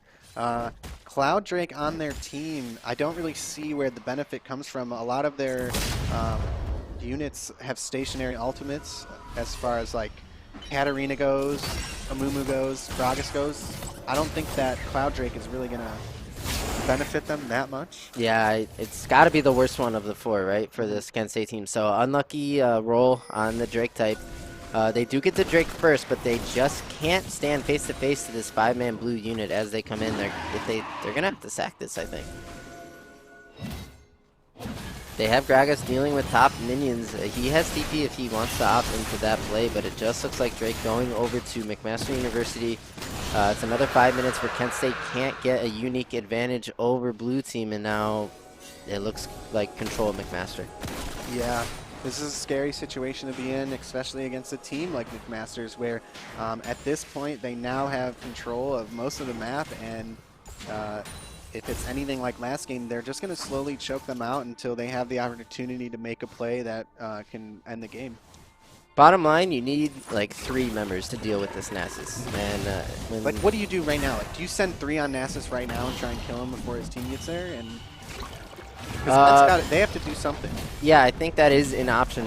I just think it's so difficult, and the chances of you getting punished on the back end of that place somewhere else on the map is extremely high. They're only mid; they can get there so quickly. They could They could sack an entire inhib and go kill Nasus. Get that bounty on either Cat or Triss, and then you live with the open inhib. But this is the play right here. They have to go on Nasus right now and try and kill him before the rest of the team gets there. here's the cast, puts him up against the wall. Tristana will open up. She has the Kraken Slayer, a bit of damage. Here's the Cat ulti. That'll apply Grievous. Can they take down the Nasus? He gets the Black Shield.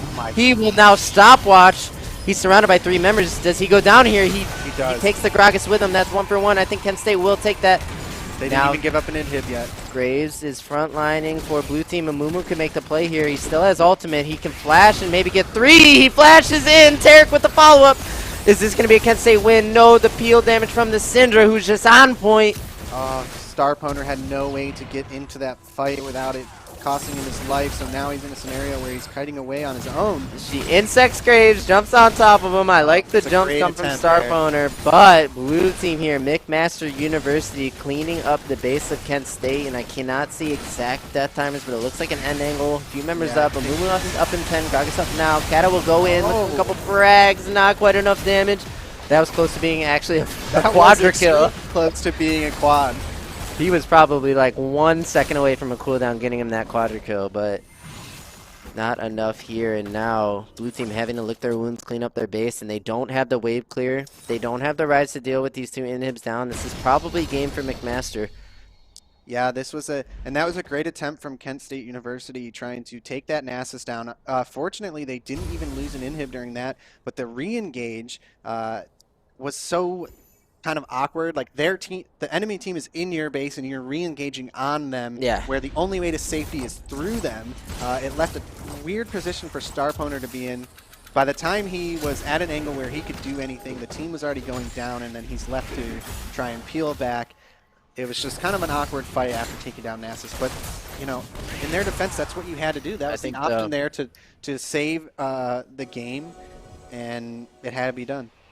I think so too. If you just let the Nasus do that forever, you're going to lose eventually, right? So you sack what you have to get that kill. It's a nice shutdown, and maybe you can build off that.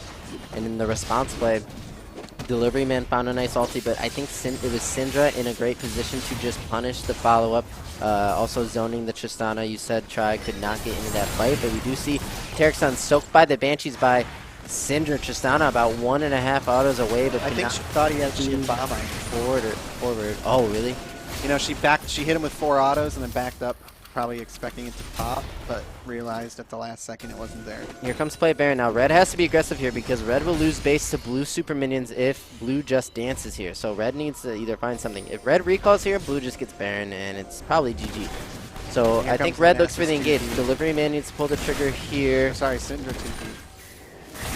You need a Mumu ulti right here. It's not great because it only gets Syndra who gets Black Shield, but the Tarek ulti is nice, but they get kited out. Blue team kiting it out. Nasus is in top lane. He's looking to wrap around for a flank. Watch the Nasus and Red quadrant. Nasus is going mid, and he's at mid inhibitor right now. He could go Nexus. Oh no. Amumu with the re-engage because they have to find a win a fight. Kenny will go in ulti. Amumu drops the Graves. Director cam. Yeah, Nasus is ending the game now. All they have to do is stop backs, and that is going to be it. McMaster University. And Ayo, it's Django.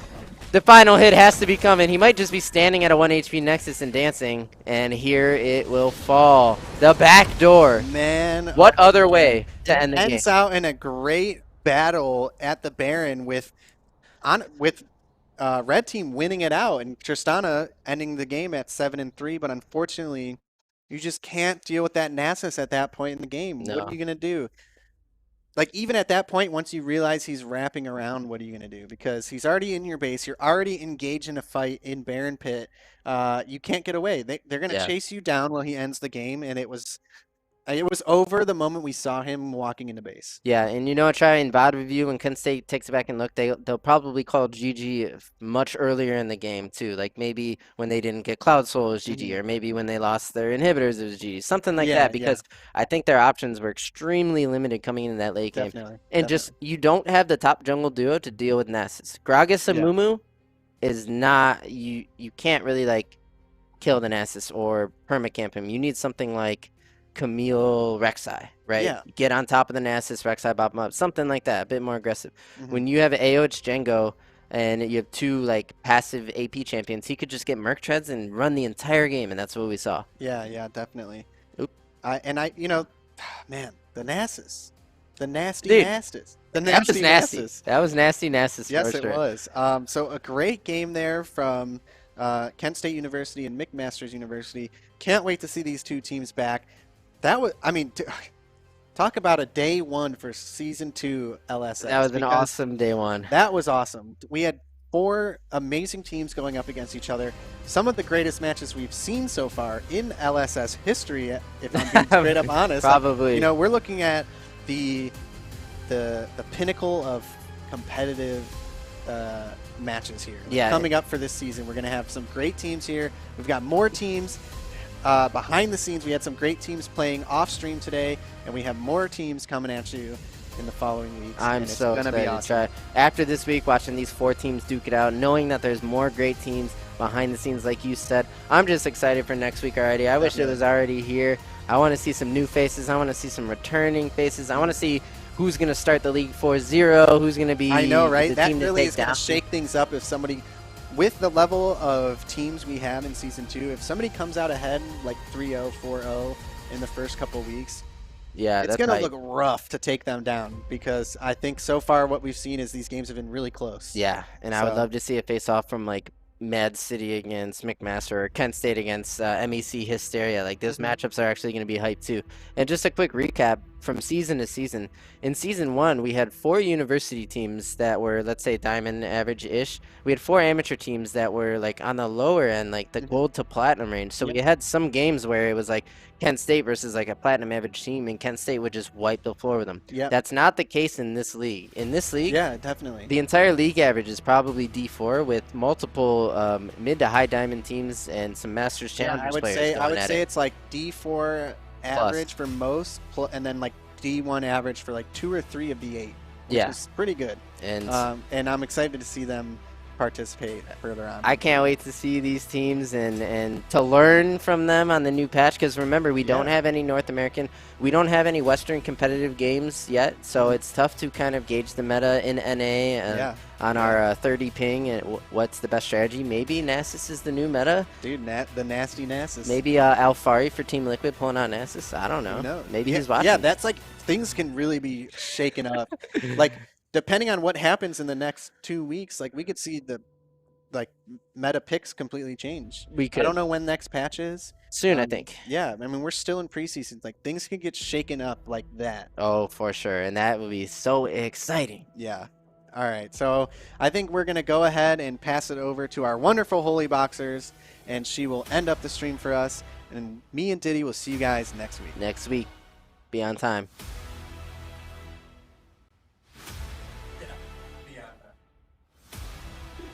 Thank you guys so much. Thank you everyone for tuning in today. League Saturday Series Season 2, Day 1 is officially over. Congratulations to Mad City and McMaster University on your first wins today.